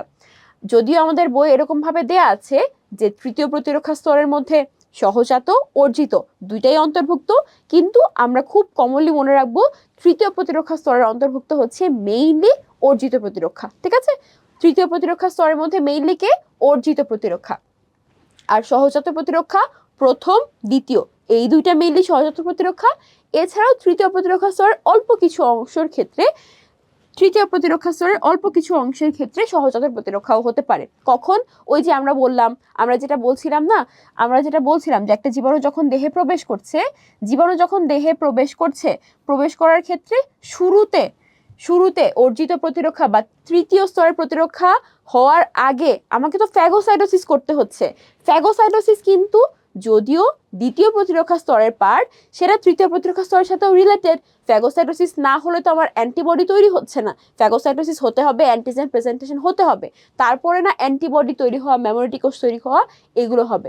তাহলে ব্যাপারটা এরকম যে তৃতীয় প্রতিরক্ষা স্তরের মধ্যে মেইনলি আমাদের অর্জিত প্রতিরক্ষার অংশটা তৃতীয় প্রতিরক্ষা স্তরের অংশ হলেও এর সাথে ফ্যাগোসাইটোসিসও খুবই বেশি রিলেটেড। ফ্যাগোসাইটোসিস না হলে অ্যান্টিবডি আর মেমোরি কোষ তৈরিই হবে না। সো এটার জন্য তৃতীয় প্রতিরক্ষা স্তরের একটা অংশ হিসেবে সহজাত প্রতিরক্ষাকেও বলা হয়। আই হোপ ব্যাপারটা ক্লিয়ার হয়েছে। আমাদের বইয়ে কিছু জায়গায় এরকম বলা আছে যে তৃতীয় প্রতিরক্ষা স্তরের অংশ হিসেবে সহজাত প্রতিরক্ষাও আছে, বাট আমরা বলেছিলাম কি যে সহজাত প্রতিরক্ষা মেইনলি প্রথম আর দ্বিতীয় প্রতিরক্ষা স্তর। এমনটা তাহলে কেন বলা আছে যে তৃতীয় প্রতিরক্ষা স্তরের মধ্যেও সহজাত প্রতিরক্ষা আছে? তার কারণ হচ্ছে তৃতীয় প্রতিরক্ষা স্তরের মাধ্যমে অ্যান্টিবডি মেমোরি কোষ তৈরি হতে হলেও শুরুতে কিছু ধাপ হতে হবে যেগুলো সহজাত প্রতিরক্ষার অংশ, যেমন ফ্যাগোসাইটোসিস। ঠিক আছে, আই হোপ কনসেপ্টটা একেবারে ক্লিয়ার হয়েছে। তাহলে এবার চলো আমরা এদের মধ্যে একটু পার্থক্য বলার চেষ্টা করি। ওকে, তাহলে সহজাত প্রতিরক্ষা জন্মগতভাবে থাকবে। যেহেতু সেটা জন্মগতভাবে আছে, সহজাত প্রতিরক্ষা যেহেতু জন্মগতভাবে আছে, যখনই কোনো একটা জীবাণু আমাদের কাছে আসার চেষ্টা করবে, সে তৎক্ষণাৎভাবে কাজ করা শুরু করে দিবে, তাই তো? জন্মগতভাবেই তৈরি হয়ে আছে। একটা জীবাণু প্রথমবার আমার দেহে প্রবেশ করার চেষ্টা করলেও সে তৎক্ষণাৎ সেটার এগেইনস্টে কাজ করা শুরু করে দিবে। জন্মগত, তাই তৎক্ষণাৎ কাজ করবে। কিন্তু আমাদের যে অর্জিত প্রতিরক্ষা, সে তো জন্মগত নয়। সে কি জন্মগত? অবশ্যই না, পরে গিয়ে তৈরি হবে। সে জন্মগত নয়, এবং যেহেতু জন্মগত নয়, একটা জীবাণু প্রথমবার আমার দেহে প্রবেশ করলে সে তৎক্ষণাৎ কাজ করতে পারে না, সে পারবে না। তার কিছুটা সময় লাগবে অ্যান্টিবডি মেমোরি কোষ তৈরি করতে। সেটা কত সময়? সেটা হতে পারে 2 থেকে 6 বা 5 দিন, 2 থেকে 6 দিন হতে পারে, কখনো 1 থেকে 2 সপ্তাহও হতে পারে। ঠিক আছে, তৎক্ষণাৎ সে কাজ করতে পারবে না। 2 থেকে 6 দিন বা 1 থেকে 2 সপ্তাহ সময় নিয়ে অ্যান্টিবডি মেমোরি কোষ সে তৈরি করবে। ঠিক আছে, খুব ভালো কথা। তাহলে এই যে সহজাত প্রতিরক্ষার অংশ কি কি আছে? সহজাত প্রতিরক্ষার অংশ হিসেবে আমরা বলতে পারি প্রথম আর দ্বিতীয় প্রতিরক্ষা স্তরের সদস্যগুলো। প্রথম, দ্বিতীয় প্রতিরক্ষা স্তরের যেই সদস্যগুলো আছে, সেই সদস্যগুলো, প্রথম আর দ্বিতীয় সদস্য সবাই হচ্ছে সহজাত প্রতিরক্ষার অংশ। আর অর্জিত প্রতিরক্ষার অংশ হিসেবে কি কি আছে? আমাদের যে লিম্ফোসাইট তারপরে আছে আমাদের অ্যান্টিবডি, অ্যান্টিবডি আছে মেমোরি কোষ, মেমোরি কোষ। আচ্ছা, তাহলে সহজাত প্রতিরক্ষা আর অর্জিত প্রতিরক্ষা এর মধ্যে কোনটা নির্দিষ্ট বা স্পেসিফিক ছিল? অবশ্যই অর্জিত প্রতিরক্ষা। যেখানে অ্যান্টিবডি তৈরি হবে সেই অ্যান্টিবডিটা একটা নির্দিষ্ট জীবাণুর বিরুদ্ধে, একটা নির্দিষ্ট জীবাণু বা একটা নির্দিষ্ট অ্যান্টিজেনের বিরুদ্ধে তৈরি হবে। সো সেটা কিন্তু অবশ্যই নির্দিষ্ট হবে বা স্পেসিফিক হবে, স্পেসিফিক হবে। অন্য কোনো জীবাণুর বিরুদ্ধে কিন্তু আর এই অ্যান্টিবডি কাজ করবে না, অন্য জীবাণু বা অন্য অ্যান্টিজেনের বিরুদ্ধে অন্য অ্যান্টিবডি তৈরি করে কাজ করতে হবে। সো সেটা স্পেসিফিক। বাট সহজাত প্রতিরক্ষার অংশগুলো যেগুলো আছে তারা যেই জীবাণুই আসুক একই রকমভাবে অ্যাকশন নেবে। সো তারা হচ্ছে নন স্পেসিফিক, নন স্পেসিফিক। এছাড়াও আমরা আলাদা একটা পয়েন্ট বলতে পারি যে সহজাত প্রতিরক্ষার ক্ষেত্রে মেমোরি কোষের কোনো ভূমিকা নাই। এখানে মেমোরিতে কোনো কিছু স্টোর করে রাখার দরকার নাই, যেই আসুক একই অ্যাকশনই তো নিব, মেমোরি থাকার তো কোনো প্রয়োজন নাই। বাট অর্জিত প্রতিরক্ষার ক্ষেত্রে অবশ্যই এখানে মেমোরির একটা ভূমিকা আছে, এখানে মেমোরি কোষের ভূমিকা আছে। ওকে, তাহলে এইভাবেই আমরা সহজাত আর অর্জিত প্রতিরক্ষা এটার পার্থক্যটা লিখে দিতে পারবো। চলো তাহলে এবার আমরা একটু সামনের দিকে যাই। ওই যে আমরা হচ্ছে ওয়াই আকৃতির একটা গঠন পড়েছিলাম, এবার আমরা সেই গঠনের স্ট্রাকচার দেখব। চলো দেখি উদ্দীপকে কি বলেছে। শিক্ষক মানবদেহের প্রতিরক্ষা নিয়ে আলোচনায় বললেন, আমাদের দেহের নির্দিষ্ট প্রতিরক্ষা স্তরে বি লিম্ফোসাইট থেকে এক ধরনের প্রোটিন অণু উৎপন্ন হয়। বি লিম্ফোসাইট থেকে এক ধরনের প্রোটিন অণু তৈরি হয়, যেই প্রোটিন অণু প্রবেশকারী বস্তু বা অণুজীবকে ধ্বংস করে ফেলে। দেহ প্রতিরক্ষায় উক্ত প্রোটিন অণু বিশেষ ভূমিকা পালন করে। গ নাম্বার প্রশ্নে কি বলেছে? উদ্দীপকে উল্লিখিত প্রোটিন অণুর চিত্র সহ গঠন বর্ণনা করো। যখনই কোনো সিকিউ প্রশ্নে চিত্র সহ গঠন বর্ণনা করো এই কথাটা বলবে, তখন চিত্রের জন্য কিছু মার্কস থাকবে, গঠন বর্ণনা করার জন্য কিছু মার্কস থাকবে। এই সমস্ত প্রশ্নের ক্ষেত্রে অবশ্যই চিত্র আঁকতে হবে, তা না হলে কিন্তু অনেক সময় 1 মার্কস, কখনো টিচার চাইলে 2 মার্কসও কেটে রাখতে পারে। ঠিক আছে, ওকে। আর ঘ নাম্বার প্রশ্নে বলেছে দেহ প্রতিরক্ষায় উদ্দীপকে উল্লেখিত অণু কিভাবে অণুজীব ধ্বংস করে সেটা বিশ্লেষণ করো। তার মানে আমাকে অ্যান্টিজেনের গঠন বর্ণনা করতে হবে, অ্যান্টিজেনের কাজ বর্ণনা করতে হবে। তাহলে চলো বর্ণনা করে ফেলি। অ্যান্টিজেন জিনিসটা আসলে কি? অ্যান্টিজেন জিনিসটা আসলে এক ধরনের জীবাণু। অ্যান্টিজেন হচ্ছে এক ধরনের জীবাণু হতে পারে, যে কোনো কিছু যেটা আমার দেহের নিজস্ব না, যাই আমার দেহের নিজস্ব না সেটাই হচ্ছে আমাদের দেহের জন্য বাহ্যিক একটা অ্যান্টিজেন। এই অ্যান্টিজেন যখন দেহে প্রবেশ করবে সেই অ্যান্টিজেনের বিরুদ্ধে তৈরি হবে অ্যান্টিবডি। কিভাবে তৈরি হয় আমরা তো পড়েছি, ফ্যাগোসাইটোসিস হবে, অ্যান্টিজেনের প্রেজেন্টেশন হবে, হেল্পার টি সেল অ্যাক্টিভেট হবে, সে বি সেলকে অ্যাক্টিভেট করবে বা বি লিম্ফোসাইটকে অ্যাক্টিভেট করবে, সেখান থেকে প্লাজমা কোষ হবে, প্লাজমা কোষ থেকে অ্যান্টিবডি তৈরি হবে। অ্যান্টিবডি গিয়ে সেই অ্যান্টিজেনের সাথে বাইন্ড করবে, বাইন্ড করে সেটাকে ধ্বংস করে ফেলবে। মোটামুটি পুরো প্রসেসটা তো এইভাবেই হবে। তো আমাদের যে অ্যান্টিবডি, সেই অ্যান্টিবডি আসলে কি ধরনের রাসায়নিক পদার্থ? অ্যান্টিবডি আসলে প্রোটিন জাতীয় রাসায়নিক পদার্থ। অ্যান্টিবডির আরেকটা নাম হচ্ছে ইমিউনোগ্লোবিউলিন। Immunoglobulin, immunoglobulin. ইমিউনোগ্লোবিউলিন কেন বলা হয় এটাকে? তার কারণ হচ্ছে এটা ইমিউনিটির সাথে কাজ করে এমন এক ধরনের গ্লোবিউলিন জাতীয় প্রোটিন পদার্থ, গ্লোবিউলিন জাতীয় প্রোটিন। ঠিক আছে, সে ইমিউনিটির জন্য কাজ করে এমন এক ধরনের গ্লোবিউলিন জাতীয় প্রোটিন। এখন যেই প্রোটিনই হোক সেটা নিশ্চয়ই অ্যামিনো অ্যাসিড দিয়ে তৈরি হয়। আমাদের যেই অ্যান্টিবডি আছে সে আসলে তৈরি হয় অ্যামিনো অ্যাসিড দিয়ে তৈরি হওয়া 4টা পলিপেপটাইড চেইন দিয়ে। তাহলে অ্যান্টিবডি তৈরি হচ্ছে কি দিয়ে? অ্যান্টিবডি তৈরি হচ্ছে অ্যামিনো অ্যাসিড দিয়ে তৈরি হওয়া 4টা পলিপেপটাইড চেইন দিয়ে। তাহলে একটা চেইন আঁকলাম, এই হচ্ছে আমাদের আরও একটা চেইন।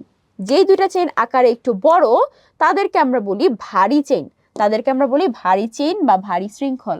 আর থাকে দুইটা চেইন যারা আকারে একটু ছোট, তাদেরকে আমরা বলি হালকা চেইন বা হালকা শৃঙ্খল। ওকে, তাহলে মোটামুটি এই হচ্ছে আমাদের অ্যান্টিবডির basic structure. Antibody immunoglobulin. Immunoglobulin কেন? কারণ হচ্ছে এটা ইমিউনিটি দেয় এমন এক ধরনের গ্লোবিউলিন জাতীয় প্রোটিন। তাহলে এই যে প্রোটিন ডেফিনেটলি অ্যামিনো অ্যাসিড দিয়ে তৈরি হবে। আসলে অ্যামিনো অ্যাসিড দিয়ে তৈরি হওয়া 4টা পলিপেপটাইড চেইন বা শৃঙ্খল দিয়ে এটা তৈরি হয়। পলিপেপটাইড চেইনের মধ্যে দুইটা আকারে বড় থাকে, ওজনে ভারী থাকে, তাদেরকে আমরা বলবো ভারী শৃঙ্খল। দুইটা আকারে ছোট থাকে, ওজনে হালকা থাকে, এই জন্য তাদেরকে আমরা বলবো হালকা শৃঙ্খল। এখন এই যে ভারী শৃঙ্খল, হালকা শৃঙ্খল, এরা যদি একজন আরেকজনের সাথে কানেক্টেড না থাকে তাহলে তো রক্তের মধ্যে এক একজন এক এক জায়গায় যাওয়া শুরু করে দিবে, তাই না? তাহলে ভারী চেইন দুইটা একটা আরেকটার সাথে কানেক্টেড থাকবে একটা বন্ধন দিয়ে, হালকা চেইন আর ভারী চেইন তারাও কানেক্টেড থাকবে বন্ধন দিয়ে। এই যে বন্ধনটা, এই বন্ধনটাকে আমরা কি বলি? এটাকে আমরা বলি ডাইসালফাইড বন্ধন। এটা হচ্ছে ডাইসালফাইড বন্ধন, ডাইসালফাইড জাতীয় বন্ধন, ঠিক আছে? ডাইসালফাইড বন্ধন কয়টা থাকবে? মিনিমাম 3টা থাকতেই হবে, তা না হলে তো গঠনটা পারফেক্ট হবে না। ম্যাক্সিমাম আরো অনেক বেশিও থাকতে পারে। খুব ভালো কথা। এই হচ্ছে আমাদের ডাইসালফাইড বন্ধন। এখন আমরা তো বলছিলাম যে অ্যামিনো অ্যাসিডগুলো আসলে পেপটাইড, তাই না, বা পলিপেপটাইড, যেগুলো অ্যামিনো অ্যাসিড দিয়ে তৈরি হয়। অ্যামিনো অ্যাসিড দিয়ে তৈরি হওয়া পলিপেপটাইড হচ্ছে আমাদের অ্যান্টিবডিগুলো। তাহলে এই যে অ্যান্টিবডির অ্যামিনো অ্যাসিডগুলোর সিকোয়েন্স, যেই সিকোয়েন্সে অ্যামিনো অ্যাসিডগুলো যুক্ত হয়ে পলিপেপটাইড তৈরি করছে, সেই সিকোয়েন্সটা কিছু অংশে, অ্যান্টিবডির কিছু অংশে ফিক্স থাকে, আবার কিছু অংশে চেঞ্জ হতে পারে। যেই অংশে ফিক্স থাকবে তাকে আমরা বলছি স্থায়ী অঞ্চল, যেই অংশে চেঞ্জ হতে পারে তাকে আমরা বলি পরিবর্তনশীল অঞ্চল। কি বললাম আরেকবার একটু বলি। অ্যান্টিবডি তৈরি হবে কি দিয়ে? প্রোটিন দিয়ে, তাই তো? এই প্রোটিনগুলো অ্যামিনো অ্যাসিড দিয়ে তৈরি হবে। পলিপেপটাইড চেইন বা প্রোটিন যেটাই বলি, সেটা অ্যামিনো অ্যাসিড দিয়ে তৈরি হবে। অ্যামিনো অ্যাসিড একটার পর একটা যুক্ত হয়ে তো আলটিমেটলি এই পলিপেপটাইড চেইন তৈরি করছে। কোন অ্যামিনো অ্যাসিডের পরে কোন অ্যামিনো অ্যাসিড থাকবে, এই সিকোয়েন্সটা অ্যান্টিবডির কিছু অংশে ফিক্স থাকে, কিছু অংশে পরিবর্তন হতে থাকে। যে অংশে পরিবর্তন হয় সেটাকে আমরা বলি পরিবর্তনশীল অঞ্চল। সেটাকে আমরা কি বলি? পরিবর্তনশীল অঞ্চল। যেমন আমি এই অ্যান্টিবডিটারই যদি দুইটা পরিবর্তনশীল অঞ্চল আঁকতে চাই, আমরা চলো অন্য কালার দিয়ে আঁকি। আমরা এটাকে গ্রিন কালার দিয়ে আঁকতে পারি। তাহলে এই হচ্ছে তার পরিবর্তনশীল অঞ্চল। এই অ্যান্টিবডির ক্ষেত্রে এটা হচ্ছে তার পরিবর্তনশীল অঞ্চল। এখন কথা হচ্ছে পরিবর্তনশীল অঞ্চলে ঘটনা কি ঘটে? এই পরিবর্তনশীল অঞ্চলে অ্যামিনো অ্যাসিডের সিকোয়েন্সটা চেঞ্জ হতে পারে। কেন চেঞ্জ হতে পারে? অ্যামিনো অ্যাসিডের সিকোয়েন্সটা চেঞ্জ হয় যাতে যেই জীবাণুই আসুক সেই জীবাণুকে সে সুন্দর মতোভাবে হোল্ড করতে পারে, ঠিক আছে? অ্যামিনো অ্যাসিডের সিকোয়েন্স চেঞ্জ হয় যাতে যেই জীবাণু ধরার জন্য যেরকম শেপ দরকার সেই রকম শেপ সে নিজের জন্য তৈরি করতে পারে। খুব ভালো কথা। এই যে এই জায়গাটাতে এসে জীবাণু বাইন্ড করবে, যেই জায়গাটাতে এসে জীবাণু বাইন্ড করবে পরিবর্তনশীল অঞ্চলে, এটাকে বলা হয় প্যারাটপ।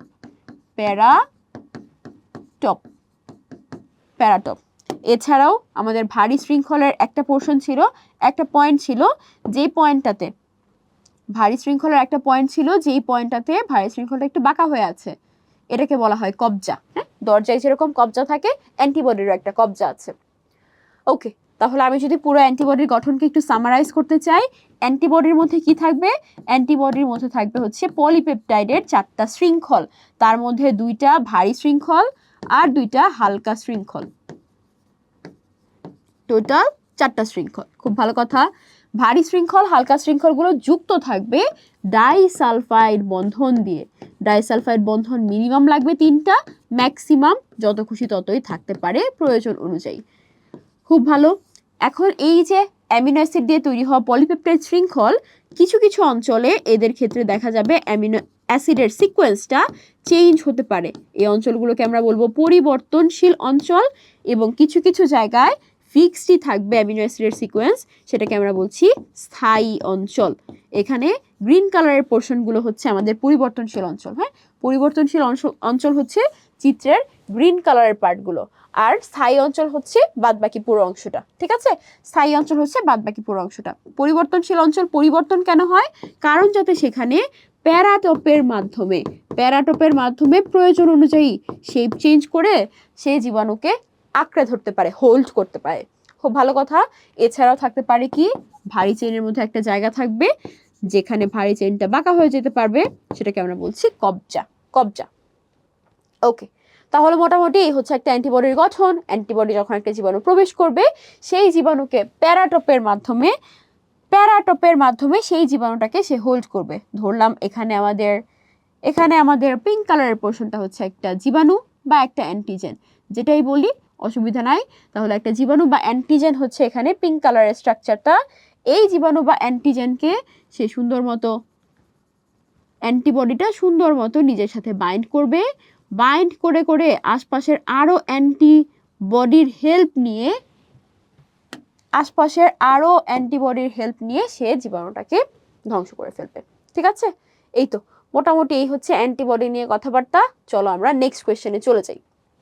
নেক্সট কোয়েশ্চেনে কি বলেছে, জন্মের পর বিভিন্ন রোগের টিকার জন্য যেমন আমাদের দেহে এক ধরনের অনাক্রম্যতার সৃষ্টি হয়, তেমনি জন্মের সময় আমাদের দেহে প্রাকৃতিকভাবে কিছু অনাক্রম্যতার সৃষ্টি হয়। খুব ভালো কথা, যেটা প্রাকৃতিকভাবে হয় সহজাত প্রতিরক্ষা, যেটা কৃত্রিমভাবে দেয়া হচ্ছে বিভিন্নভাবে সেটা আবার টিকার মাধ্যমে হচ্ছে, সেটাকে আমরা বলি কৃত্রিম সক্রিয় প্রতিরক্ষা। কৃত্রিম সক্রিয় প্রতিরক্ষা টিকার মাধ্যমে হচ্ছে কৃত্রিম সক্রিয় প্রতিরক্ষা। ওকে, তাহলে টিকা দিলে কৃত্রিম সক্রিয় প্রতিরক্ষা তৈরি হয়। কেন? কারণ এখানে কৃত্রিমভাবে দেহের ভেতরে কিছু অ্যান্টিজেন প্রবেশ করিয়ে দেওয়া হয়। কি প্রবেশ করিয়ে দেওয়া হয়? কৃত্রিমভাবে কিছু অ্যান্টিজেন প্রবেশ করিয়ে দেওয়া হয়।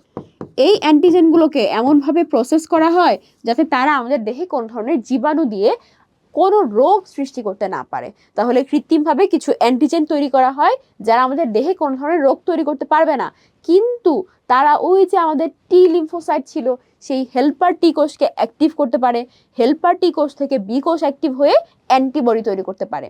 ঠিক আছে, যখন অ্যান্টিবডি তৈরি হয়ে বসে থাকবে তখন ভবিষ্যতে এই একই অ্যান্টিজেনের অন্য ভার্সন যেটা রোগ তৈরি করতে পারে সেটা দেহে প্রবেশ করলেও অ্যান্টিবডি গিয়ে সুন্দর মতো সেই অ্যান্টিজেনকে ধ্বংস করে ফেলবে। ওকে, তাহলে ঘটনা কি ঘটছে টিকার ক্ষেত্রে?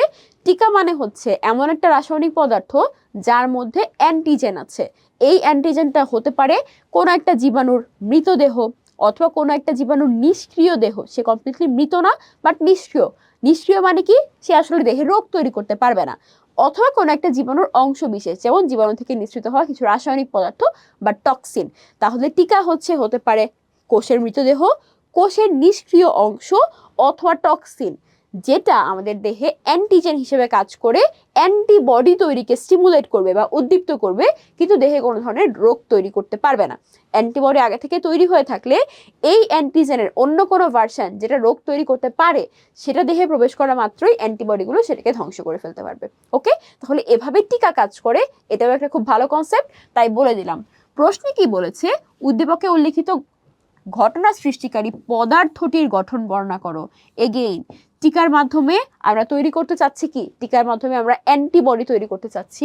সো এই প্রশ্নেও কিন্তু অ্যান্টিবডির গঠনের কথাই বলছে। অ্যান্টিবডির গঠনটাই এখানে ব্যাখ্যা করতে হবে, যেটা আমরা অলরেডি কিন্তু করে ফেলেছি। অ্যান্টিবডির গঠন ব্যাখ্যা করার ক্ষেত্রে অবশ্যই তোমরা চেষ্টা করো একটা চিত্র দিতে। চিত্রকে অবশ্যই লেবেলিং করবা, যেমন এই চিত্রের অরেঞ্জ কালারের পার্টটা হচ্ছে ভারী শৃঙ্খল, ইয়েলো কালার এটা হচ্ছে হালকা শৃঙ্খল, গ্রিন কালারের এই পোর্শনগুলো হচ্ছে পরিবর্তনশীল অঞ্চল, বাদ বাকি পুরোটাই হচ্ছে আমাদের স্থায়ী অঞ্চল। মাঝের ব্লু কালারের এই পোর্শনগুলো হচ্ছে আমাদের ডাইসালফাইড বন্ড। এছাড়াও ভারী শৃঙ্খলে থাকবে কিছু কবজা। ওকে, এই পয়েন্টগুলো তুমি যদি মার্কিং করে লেভেলিং করে নিচে চিত্রে একটা নাম লিখে দেন পয়েন্টগুলো দিয়ে ছোট করে একটু বর্ণনা দিয়ে দাও, তাহলে কিন্তু ভালো মার্কস পাওয়া যাবে। ওকে, ঠিক আছে, তাহলে এবার আমরা নেক্সট কোয়েশ্চেনে চলে যাই। নেক্সট কোয়েশ্চেনে বলছে, জীববিজ্ঞান ক্লাসে স্যার বললেন আমরা বুদ্ধিমত্তার সাথে জীবাণুকে প্রতিরোধ করে সুস্থভাবে বেঁচে থাকি। এক্ষেত্রে প্রাথমিক ধাপে জীবাণুর বিরুদ্ধে সুরক্ষা দেয় আমাদের ত্বক, সর্বশেষ স্তরে ওয়াই আকৃতির গঠন। ওই যে এই একই উদ্দীপকের একটা প্রশ্ন কিন্তু আমরা গ নাম্বার প্রশ্নটা অলরেডি সলভ করে ফেলেছি। এবার ঘ নাম্বার প্রশ্নে বলছে দেহের প্রতিরক্ষায় উদ্দীপকের শেষে উল্লিখিত বিশেষ গঠনটির ভূমিকায় মুখ্য, বিশ্লেষণ করো। শেষের গঠনটা আসলে কি? শেষের গঠনটা হচ্ছে অ্যান্টিবডি। আমরা কিন্তু অলরেডি অ্যান্টিবডি কিভাবে কাজ করে সেটা বলে ফেলেছি, তাই না? অ্যান্টিবডি তৈরি হবে, অ্যান্টিবডি গিয়ে জীবাণুর সাথে বাইন্ড করবে, বাইন্ড করে জীবাণুটার ধ্বংস করে ফেলবে। ঠিক আছে, জীবাণুটা ধ্বংস করে ফেলবে। আচ্ছা, তো অ্যান্টিবডি যে জীবাণু ধ্বংস করে এটার ক্ষেত্রে আবার দুইটা প্রসেসের কথা বলা আছে। যদি অ্যান্টিজেনটা বেশ বড় সড়ো হয় তখন অ্যান্টিবডি গিয়ে সেটার সাথে বাইন্ড করে করবে অ্যাগ্লুটিনেশন, আর যদি সেটা একটু ছোট হয় তখন করবে প্রেসিপিটেশন।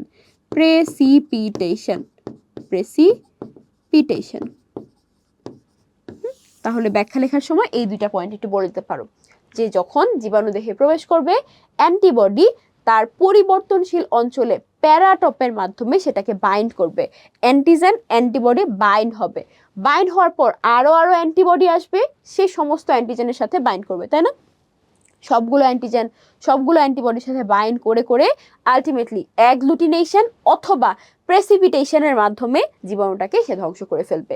অ্যাগ্লুটিনেশন যখন বড় অ্যান্টিজেন হবে, প্রেসিপিটেশন যখন নাকি একটু ছোট অ্যান্টিজেন হবে। এই তো মোটামুটি এই প্রসেসটা তুমি যদি একটু ব্যাখ্যা করে দাও তাহলেই কিন্তু হয়ে যাচ্ছে। ওকে, এই প্রশ্নে কি দেখা যাচ্ছে? একটা চিত্র, এগেইন ওয়াই আকৃতির একটা গঠন। এই যে ওয়াই আকৃতির গঠন, নান আদার দেন আমাদের খুবই স্পেশাল অ্যান্টিবডি। প্রশ্নে বলেছে ভ্যাকসিন প্রয়োগের মাধ্যমে উদ্দীপকের গঠনটি তৈরি করে বিভিন্ন রোগ থেকে রক্ষা পাওয়া সম্ভব, উক্তিটির যথার্থতা নিরূপণ করো। ওই যে একই কথা, যখন আমরা ভ্যাকসিন দেই, ভ্যাকসিন বা টিকা দেওয়ার মানেই কি? ভ্যাকসিন বা টিকা দেওয়ার মানেই হচ্ছে আলটিমেটলি আমরা আমাদের বডিতে অ্যান্টিজেন প্রবেশ করাচ্ছি। এই অ্যান্টিজেনটার স্পেশাল বৈশিষ্ট্য কি? এই অ্যান্টিজেন রোগ তৈরি করতে পারবে না, এই অ্যান্টিজেন রোগ সৃষ্টি সে করে না। সে করে কি? সে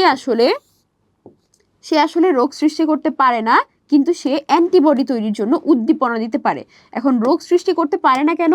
কারণ সে হয় একেবারে নিষ্ক্রিয়, সে জীবিত বাট নিষ্ক্রিয় একটা কোষ ধারণ করছে, অথবা মৃত জীবাণুর কোষ ধারণ করছে, অথবা আসলে প্রকৃতপক্ষে পুরো জীবাণুটাকে ধারণই করছে না, জীবাণু থেকে নিঃসৃত একটা রাসায়নিক পদার্থ টক্সিন সেটাকে ধারণ করছে। হোয়াট এভার ইট ইজ, এই কোনো কিছুই আমাদের দেহে রোগ তৈরি করতে পারবে না। এই অ্যান্টিজেনটা গিয়ে উদ্দীপনা দিবে আমাদের হেল্পার টি কোষকে, উদ্দীপনা দিবে হচ্ছে আমাদের হেল্পার টি কোষকে। তাহলে হেল্পার টি কোষ থেকে তৈরি হবে কি? হেল্পার টি কোষ থেকে বিভিন্ন ধরনের রাসায়নিক পদার্থ তৈরি হবে। সেই রাসায়নিক পদার্থগুলো আরো হেল্পার টি কোষকে উদ্দীপনা দিবে, ম্যাক্রোফেজকে উদ্দীপনা দিবে, আবার বি লিম্ফোসাইটকেও উদ্দীপনা দিবে। বি লিম্ফোসাইট যখন উদ্দীপিত হয়ে যাবে তখন সেখান থেকে অনেকগুলো কোষ তৈরি হবে, কোষ বিভাজিত হয়ে। এই কোষগুলোর মধ্যে কিছু কোষ হচ্ছে কার্যকর বি লিম্ফোসাইট, যাদেরকে আমরা বলছি প্লাজমা কোষ। এই প্লাজমা কোষ থেকে তৈরি হয়ে থাকবে অ্যান্টিবডি, এটা থেকে তৈরি হয়ে থাকবে অ্যান্টিবডি। আর বি লিম্ফোসাইট থেকে আরো কিছু কোষ তো তৈরি হবে। এই কোষগুলোকে আমরা কি বলছিলাম? যে কোষগুলোকে আমরা বলছিলাম মেমোরি বি কোষ। এই মেমোরি বি কোষ স্মৃতিতে সংরক্ষিত হয়ে থাকবে। যখনই আমাদের দেহে একই টাইপের আবার সেই অ্যান্টিজেন প্রবেশ করবে, তখন মেমোরি বি কোষ থেকে অনেক আরো বেশি অ্যান্টিবডি তৈরি হবে। আর আগে থেকে তৈরি হওয়া অ্যান্টিবডি তো ছিলই, সবকিছু মিলায়ে অনেক বেশি পরিমাণে আক্রমণ চলে আসবে এই অ্যান্টিজেনের বিরুদ্ধে। অ্যান্টিজেন তখন ধ্বংস হয়ে যাবে। কি প্রক্রিয়ায় ধ্বংস হতে পারে? অ্যান্টিবডি প্যারাটপের মাধ্যমে অ্যান্টিজেনের সাথে বাইন্ড করে অ্যাগ্লুটিনেশন প্রেসিপিটেশনের মাধ্যমে জীবাণুটাকে ধ্বংস করে ফেলবে। ঠিক আছে? এই তো, তাহলে মোটামুটি আমরা গ আর ঘতে যে সমস্ত প্রশ্ন আসে সেগুলো সলভ করে ফেললাম। এবার আমরা কিছু জ্ঞানমূলক আর অনুধাবনমূলক প্রশ্ন সলভ করি 1 আর 2 মার্কসের জন্য। ওকে, তাহলে প্রথমে বলা হচ্ছে টিকা কি? অলরেডি আমরা অনেকবার বলে ফেলেছি, টিকা আসলে কিছুই না, কোনো একটা জীবাণুর মৃতদেহ অথবা নিষ্ক্রিয় দেহ অথবা জীবাণু থেকে নিঃসৃত হওয়া কিছু রাসায়নিক পদার্থ বা জীবাণুর দেহের কোনো অংশ বিশেষ যেটা আমাদের দেহে প্রবেশ করানো হয় কৃত্রিমভাবে, যাতে দেহের ভেতরে অ্যান্টিবডি তৈরি হতে পারে। এই হচ্ছে টিকা। ঠিক আছে? দেন ফ্যাগোজোম কি? ফ্যাগোজোম আসলে কিছুই না। ফ্যাগোসাইটোসিস প্রক্রিয়ায় যখন নাকি ফ্যাগোসাইটিক কোষ, ম্যাক্রোফেজ বা নিউট্রোফিল ক্ষণপদের মাধ্যমে জীবাণুকে ভক্ষণ করার চেষ্টা করে, তখন যে গহ্বরের ভেতরে আমাদের জীবাণুটা অবস্থান করে সেটাই হচ্ছে ফ্যাগোজোম। আর তোমরা জানো, যখন ফ্যাগোজোম লাইসোজোমের সাথে মিলে যাবে তখন সেটাকে আমরা কি বলবো? ফ্যাগোলাইসোজোম। ওকে, নেক্সট প্রশ্ন বলছে অনাক্রম্যতা কি? অনাক্রম্যতা তো খুবই ইজি, পুরো চ্যাপ্টারের মেইন পয়েন্টই হচ্ছে অনাক্রম্যতা বা ইমিউনিটি। অনাক্রম্যতা বা ইমিউনিটি বাংলা শব্দের থেকে তোমরা কেন জানি ইংলিশ শব্দটা বেশি ইজিলি বুঝতে পারো। অনাক্রম্যতা বা ইমিউনিটি মানে কি? মানে হচ্ছে যে কোনো ধরনের জীবাণু বা প্যাথোজেন মানে কি? যেই সমস্ত জিনিসপত্র আমাদের দেহে বিভিন্ন ধরনের রোগ তৈরি করে। বিভিন্ন জীবাণু বা প্যাথোজেন যখন আমাদের দেহে প্রবেশ করে তখন তাকে দেহর দ্বারা প্রতিহত করার যে প্রক্রিয়া সেটাই হচ্ছে ইমিউনিটি বা অনাক্রম্যতা। দেহের প্রতিরক্ষার জন্য যে প্রক্রিয়া সেটাই হচ্ছে ইমিউনিটি বা অনাক্রম্যতা। কিছু পয়েন্ট নিয়ে তোমাদের একটু কনফিউশন হয়, ইমিউনিটি কি, ইমিউনোলজি কি? ইমিউনিটি কি? ইমিউনিটি কি আর ইমিউনোলজি কি? ইমিউনোলজি আসলে খুবই ইজি। ইমিউনিটি হচ্ছে একটা প্রক্রিয়া। ইমিউনিটি কি? ইমিউনিটি হচ্ছে একটা প্রক্রিয়া। আর এই প্রক্রিয়ার সাথে রিলেটেড যা কিছু আছে সেই সব কিছু নিয়ে ডিসকাশন করা হবে বিজ্ঞানের যে শাখায়, সেটাই হচ্ছে ইমিউনোলজি। আমরা জানি লজি কথাটা এসেছে লোগোস থেকে, লজি এসেছে লোগোস থেকে, লোগোস মানে হচ্ছে জ্ঞান, পড়াশোনা, এরকম রিলেটেড। সো বিজ্ঞানের একটা শাখা, যেই শাখার মধ্যে ইমিউনিটি নিয়ে, ইমিউনিটি রিলেটেড কোষ, টিস্যু, অঙ্গ, প্রক্রিয়াগুলো নিয়ে আলোচনা হবে, সেটাই হচ্ছে ইমিউনোলজি। ওকে, তাহলে আমরা পরের প্রশ্ন চলে যাই। পরের প্রশ্ন বলছে ইন্টারফেরন কি? খুবই ইন্টারেস্টিং কোয়েশ্চেন। ইন্টারফেরন কি? ইন্টারফেরন হচ্ছে গ্লাইকোপ্রোটিন জাতীয় এক ধরনের রাসায়নিক পদার্থ। ইন্টারফেরন হচ্ছে গ্লাইকোপ্রোটিন জাতীয় এক ধরনের রাসায়নিক পদার্থ। এই রাসায়নিক পদার্থটা কিভাবে তৈরি হয়? যখন আমাদের দেহে ভাইরাস আক্রমণ করে, যখন আমাদের দেহে ভাইরাস আক্রমণ করে, তখন সেই ভাইরাসের বিরুদ্ধে আমাদের দেহে তৈরি হয় এক ধরনের রাসায়নিক পদার্থ গ্লাইকোপ্রোটিন। গ্লাইকোপ্রোটিন গিয়ে ভাইরাসের উপর কাজ করে ভাইরাসকে ধ্বংস করার চেষ্টা করে। ঠিক আছে, তাহলে ইন্টারফেরন হচ্ছে এক ধরনের রাসায়নিক পদার্থ যেটা আমাদের দেহে ভাইরাস প্রবেশ করলে ভাইরাসের বিরুদ্ধে তৈরি হয়। এটা গ্লাইকোপ্রোটিন জাতীয় পদার্থ। আচ্ছা, ওকে, নেক্সট প্রশ্ন হচ্ছে অ্যান্টিজেন কি? অ্যান্টিবডি কি? যে সমস্ত রাসায়নিক পদার্থ আমাদের দেহে প্রবেশ করবে যা আমাদের নিজস্ব না, রাসায়নিক পদার্থ বলছি বা জীবাণু বললে সবচেয়ে ভালো হয়, যে সমস্ত জীবাণু আমাদের দেহে প্রবেশ করলে দেহে বিভিন্ন ধরনের রোগ জীবাণু থেকে রোগ সৃষ্টি হবে, বিভিন্ন ধরনের জীবাণু থেকে রোগ সৃষ্টি হবে, তারা সবাই আমাদের জন্য অ্যান্টিজেন। এছাড়াও দেহের নিজস্ব যে কোনো প্রোটিনের বাইরে থেকে যদি কোনো প্রোটিন দেহের ভেতরে প্রবেশ করতে চায়, তখন সেটাকেও আমরা বলবো কি? তখন সেটাকেও আমরা বলবো অ্যান্টিজেন। ওকে, অ্যান্টিবডি কি? অ্যান্টিবডি হচ্ছে এক ধরনের রাসায়নিক পদার্থ যা অ্যান্টিজেনকে ধ্বংস করতে পারে। এক কথায় শেষ, অ্যান্টিজেন হচ্ছে এক ধরনের রাসায়নিক পদার্থ যেটা অ্যান্টিজেনকে ধ্বংস করতে পারে। এখন অ্যান্টিজেন আর অ্যান্টিবডির মধ্যে রাসায়নিক গঠনের একটা পার্থক্য আছে। যারা হচ্ছে অ্যান্টিজেন তারা হতে পারে কোনো প্রোটিন, হতে পারে পলিস্যাকারাইড বা অন্য রাসায়নিক পদার্থ, কিছু কিছু ক্ষেত্রে হতে পারে প্রোটিন, পলিস্যাকারাইড। বাট আমাদের যেই অ্যান্টিবডি সেই অ্যান্টিবডি কিন্তু সবসময় কি ধরনের হবে? সবসময় সে হবে প্রোটিন জাতীয়।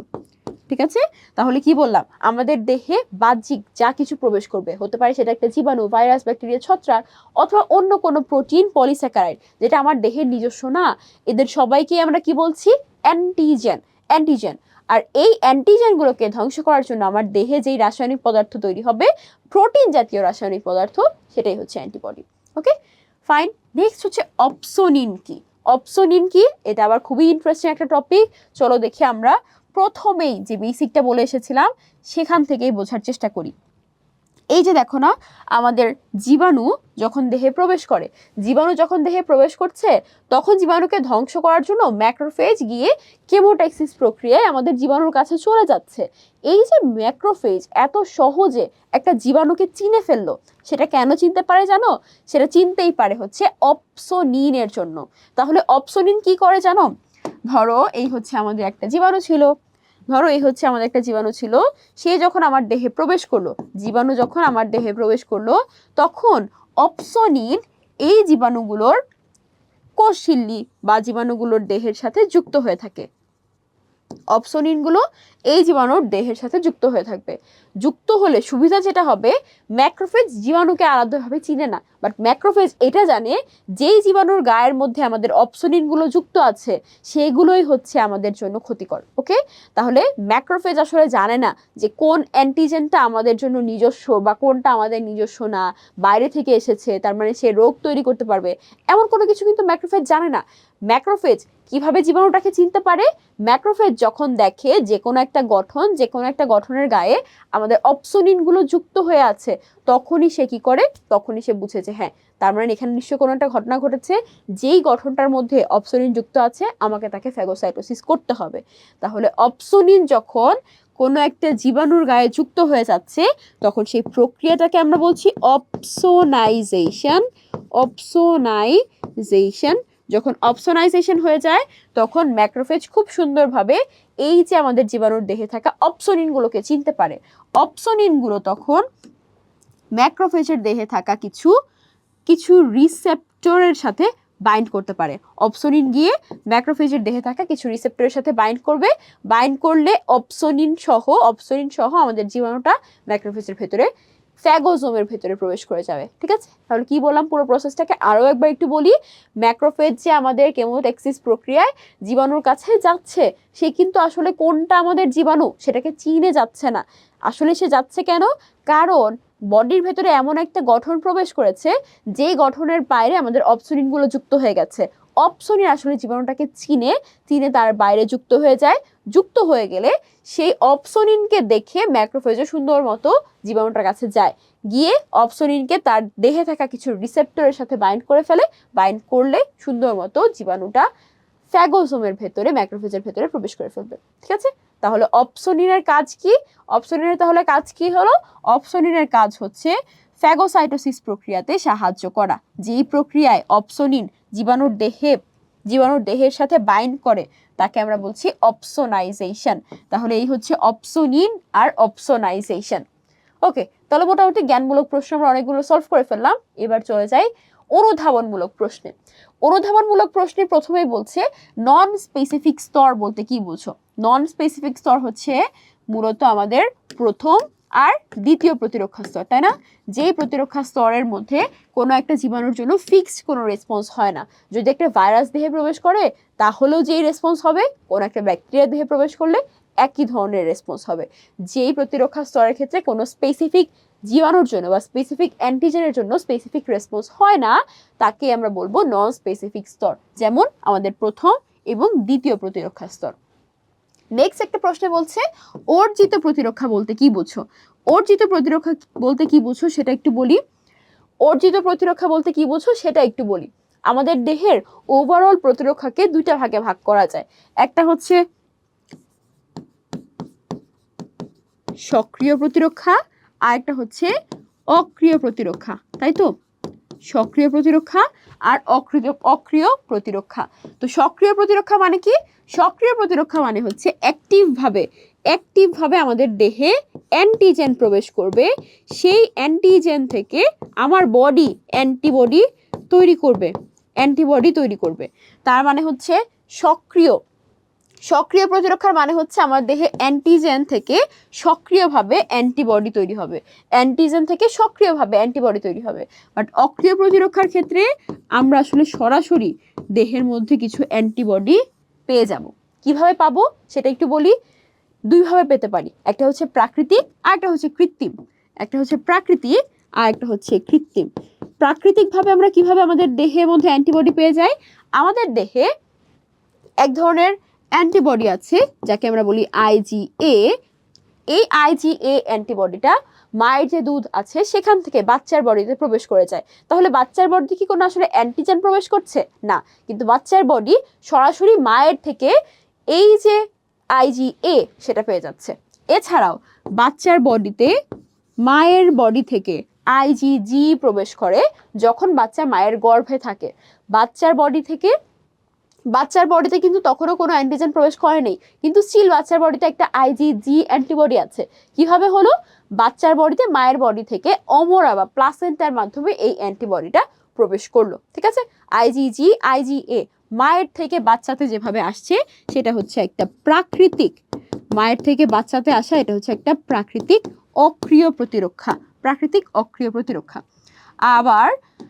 আবার একই জিনিস কৃত্রিমভাবেও হতে পারে। আমরা যদি কৃত্রিমভাবে একজন মানুষের রক্ত কালেক্ট করলাম, যেই মানুষের বডিতে আসলে অ্যান্টিবডি তৈরি হয়ে আছে কোনো একটা জীবাণুর বিরুদ্ধে, তারপর এই অ্যান্টিবডি সমৃদ্ধ যে রক্তটা, সেই রক্তটা অন্য কারোর বডিতে দিলাম, তাহলে তার বডিতেও এই অ্যান্টিবডি চলে আসলো। এটা হচ্ছে কৃত্রিম অক্রিয় প্রতিরক্ষা। করোনার সময়, কোভিডের সময় কিন্তু এটা মাঝে মধ্যে ইউজ করা হয়েছে, প্লাজমা থেরাপি বলতো এটাকে। ঠিক আছে, তাহলে কৃত্রিমের একটা উদাহরণ কি? একটা উদাহরণ হচ্ছে প্লাজমা থেরাপি। Okay fine. সক্রিয় এটাও আবার দুই ধরনের হতে পারে। সক্রিয় প্রতিরক্ষা এটাও দুই ধরনের হতে পারে। কি কি সক্রিয় প্রতিরক্ষা দুই ধরনের কি কি হতে পারে? এর মধ্যে যেটা প্রাকৃতিক সেটা মানে হচ্ছে আমাদের দেহে সক্রিয়ভাবে কোনো একটা জীবাণু প্রবেশ করলো, সেই জীবাণুর বিরুদ্ধে একটা অ্যান্টিবডি তৈরি হয়ে গেছে, ভবিষ্যতে কখনো এই জীবাণু আবার প্রবেশ করতে গেলে অ্যান্টিবডিটা জীবাণুটাকে ধ্বংস করে ফেলবে। তাহলে এটা একটা প্রসেস। আমরা আসলে একটা রোগে আক্রান্ত হলাম, সেই রোগে আক্রান্ত হওয়ার পরে আমার দেহে অ্যান্টিবডি তৈরি হলো, এটা হচ্ছে প্রাকৃতিকভাবে হচ্ছে। আর কৃত্রিমভাবে কিভাবে হবে? কৃত্রিমভাবে আমরা টিকার কথা যে পড়েছি, সেই টিকার মাধ্যমে মেইনলি আমাদের প্রতিরক্ষাটা তৈরি হবে। ঠিক আছে, টিকা দিলাম মানে একটা নিষ্ক্রিয় অ্যান্টিজেন আমার বডিতে প্রবেশ করলো, সেখান থেকে অ্যান্টিবডি তৈরি হবে। আমরা এটাকে আর্টিফিশিয়ালি দিচ্ছি, স্পন্টেনিয়াসলি কিন্তু আমার বডিতে তৈরি হচ্ছে না। ঠিক আছে, তাহলে অর্জিত প্রতিরক্ষা বলতে গিয়ে এই টপিকগুলো মাথায় আসলো, তো সেটাও তোমাদেরকে একটু বলে দিলাম। অর্জিত প্রতিরক্ষা তাহলে বলতে কি বুঝছো? এনিহাউ আমার বডিতে যদি অ্যান্টিবডি তৈরি হয় অ্যান্টিজেন থেকে, জীবাণুর আক্রমণের পর যে কোনোভাবে আমি যদি জীবাণু দ্বারা আক্রান্ত হয়ে আমি অ্যান্টিজেন থেকে অ্যান্টিবডি প্রডিউস করি, অ্যান্টিজেন দ্বারা আক্রান্ত হয়ে যদি সেখান থেকে আমি অ্যান্টিবডি প্রডিউস করতে পারি, সেটাই হচ্ছে অর্জিত প্রতিরক্ষা। ওকে, এটাই তো আমাদের অর্জিত প্রতিরক্ষা। এই অর্জিত প্রতিরক্ষার মধ্যে সক্রিয় আছে, অক্রিয় আছে। ফাইন, এই দুটো একসাথে বলা শেষ। ফ্যাগোসাইটোসিস বলতে কি বুঝছো? অনেক বড় প্রসেস, আমরা পুরোটাই পড়েছি, এটা জাস্ট একটু শর্টলি পয়েন্টগুলো দিয়ে ডেসক্রাইব করে দিবা। ফ্যাগোসাইটোসিস হচ্ছে জীবাণু ভক্ষণের একটা প্রক্রিয়া, যার মাধ্যমে ম্যাক্রোফেজ, নিউট্রোফিল জীবাণুকে ভক্ষণ করছে। এক লাইন একটু সংজ্ঞা লিখলা, পরে ছোট্ট একটা প্যারা করে জাস্ট 4-5টা পয়েন্ট দিয়ে দিবা, তাহলেই হয়ে যাবে আর কি। ফ্যাগোসাইটের সক্রিয়করণ, পয়েন্টগুলো কি ছিল? ফ্যাগোসাইটের সক্রিয়করণ, দেন কেমোটাক্সিস প্রক্রিয়ায় জীবাণুর কাছে যাওয়া, সেখানে ফ্যাগোজোম তৈরি করা ঘনপথ সৃষ্টির মাধ্যমে, ফ্যাগোজোমের থেকে ফ্যাগোলাইসোজোম তৈরি করা, জীবাণুকে ধ্বংস করা, ধ্বংসাবশেষকে দেহের বাইরে বের করে দেওয়া। এই তো মোটামুটি এই স্টেপগুলো অল্প অল্প করে লিখে দিলেই হয়ে যাবে। নেক্সট একটা প্রশ্ন আছে, মেমোরি কোষ বলতে কি বোঝো? মেমোরি কোষ কিছুই না, যখন একটা জীবাণু দেহের ভেতরে প্রবেশ করছে, একটা অ্যান্টিজেন দেহের ভেতরে প্রবেশ করছে, হতে পারে সেটা প্রাকৃতিক, হতে পারে সেটা কৃত্রিম, যখনই অ্যান্টিজেন দেহে প্রবেশ করছে সেখান থেকে অ্যান্টিবডি তৈরি হবে। এই অ্যান্টিবডি তৈরি হওয়ার সময় কিছু মেমোরি কোষ বলে কোষও তৈরি হয়ে যায়, যেই কোষগুলো স্মৃতিতে সংরক্ষণ করে রাখে যে এই অ্যান্টিজেনটা দেহে প্রবেশ করেছিল। ভবিষ্যতে যখন আবারও এই একই অ্যান্টিজেন দেহে প্রবেশ করবে, মেমোরি কোষগুলো থেকে খুব দ্রুত আরো অনেক বেশি অ্যান্টিবডি তৈরি হবে। তখন ফ্যাগোসাইটোসিস, হেল্পার টি কোষ অ্যাক্টিভ হওয়া, এতগুলো ধাপ আর হতে হবে না, সরাসরি মেমোরি কোষ থেকে অ্যান্টিবডি তৈরি হতে পারবে। ওকে, তাহলে স্টেম কোষ আর স্মৃতি কোষ এই দুটার মধ্যে পার্থক্য কি? স্টেম কোষ হচ্ছে এমন এক ধরনের কোষ যেই কোষের মধ্যে টটিপটেন্সি আছে। যেই কোষের মধ্যে কি আছে? টটিপটেন্সি। টটিপটেন্সি তোমরা জানো টটিপটেন্সি মানে কি? একটা কোষ বারবার বিভাজিত হয়ে যে কোনো কোষে পরিণত হয়ে যাওয়ার যে টেন্ডেন্সিটা, এমন একটা কোষ যেখান থেকে একদম পুরো কমপ্লিট একটা জীবদেহ তৈরি হতে পারবে, সেটাকে আমরা বলি টোটিপোটেন্ট কোষ। স্টেম কোষ হচ্ছে এমন এক ধরনের টোটিপোটেন্ট কোষ যেখান থেকে অন্য আরো বিভিন্ন ধরনের কোষ তৈরি হতে পারে। ফাইন, একটা প্রশ্নই বাকি আছে, ভ্যাকসিনে বুস্টার ডোজ দেয়া হয় কেন? ভ্যাকসিনে বুস্টার ডোজ দেয়া হয় কেন? আমাদের ধরো কোনো একটা সময় ভ্যাকসিন আমরা দিয়েছি, 2টা বা 3টা ডোজ দিলাম, এরপরে আবার একটা বুস্টার ডোজ দেওয়া হয়। এখন যখন আমরা শুরুতে ফার্স্ট ডোজ বা সেকেন্ড ডোজ দিলাম, তখন কি হলো? তখন একটা অ্যান্টিজেনের লোড গেল, তখন আমাদের বডিতে একটা অ্যান্টিজেনের লোড প্রবেশ করলো। এই অ্যান্টিজেনের রেসপন্সে আমার বডিতে অ্যান্টিবডি তৈরি হয়েছে, আমার বডিতে কিছু মেমোরি কোষ তৈরি হয়েছে, মেমোরি সেল। তো এগুলো যে সারা জীবন আসলে কাজ করে যাবে ব্যাপারটা তো তেমন নাও হতে পারে।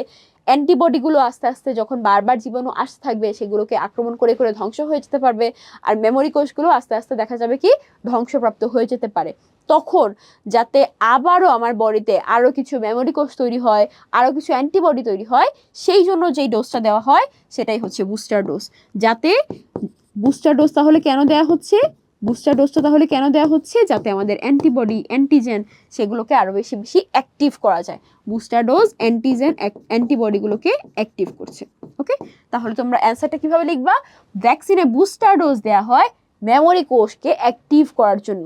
বিভিন্ন সময় আমাদের জীবাণুর আক্রমণে বা টিকা দেওয়ার প্রথম বা দ্বিতীয় ডোজে যখন দেহে অ্যান্টিবডি, মেমোরি কোষ তৈরি হয়, সেগুলো আস্তে আস্তে ক্ষয়প্রাপ্ত হয়ে যেতে পারে, যাতে আবার নতুন করে মেমোরি কোষগুলো উদ্দীপ্ত হয়, অ্যান্টিবডি তৈরি হয়, সেই জন্যই কিন্তু বুস্টার ডোজটা দেওয়া হচ্ছে। ঠিক আছে, এই তো আমরা অনুধাবনমূলক প্রশ্নগুলো সলভ করে ফেললাম। এই ছিল আমাদের এই চ্যাপ্টারের সিকিউ কোয়েশ্চেন নিয়ে কথাবার্তা। আই হোপ তোমাদের যাদের এই চ্যাপ্টারের কনসেপশন নিয়ে একটু প্রবলেম ছিল, তারা মোটামুটি এখন অনেকটাই ক্লিয়ার হয়ে গেছো। যাদের এখনো কিছু কনফিউশন আছে, মনে হচ্ছে না আরো কিছু জিনিসপত্র যদি আমি সলভ করি, আরো একটু বুঝি তাহলে ভালো হবে, তারা কিন্তু আমাদের এই চ্যাপ্টারের ওয়ান শট যে এমসিকিউ ক্লাস আছে সেটাও দেখে আসতে পারো। ইনশাল্লাহ তোমাদের সবার জন্য অনেক অনেক শুভকামনা রইল। তোমরা সবাই ভালো থেকো। আল্লাহ হাফেজ সবাইকে। আসসালামু আলাইকুম।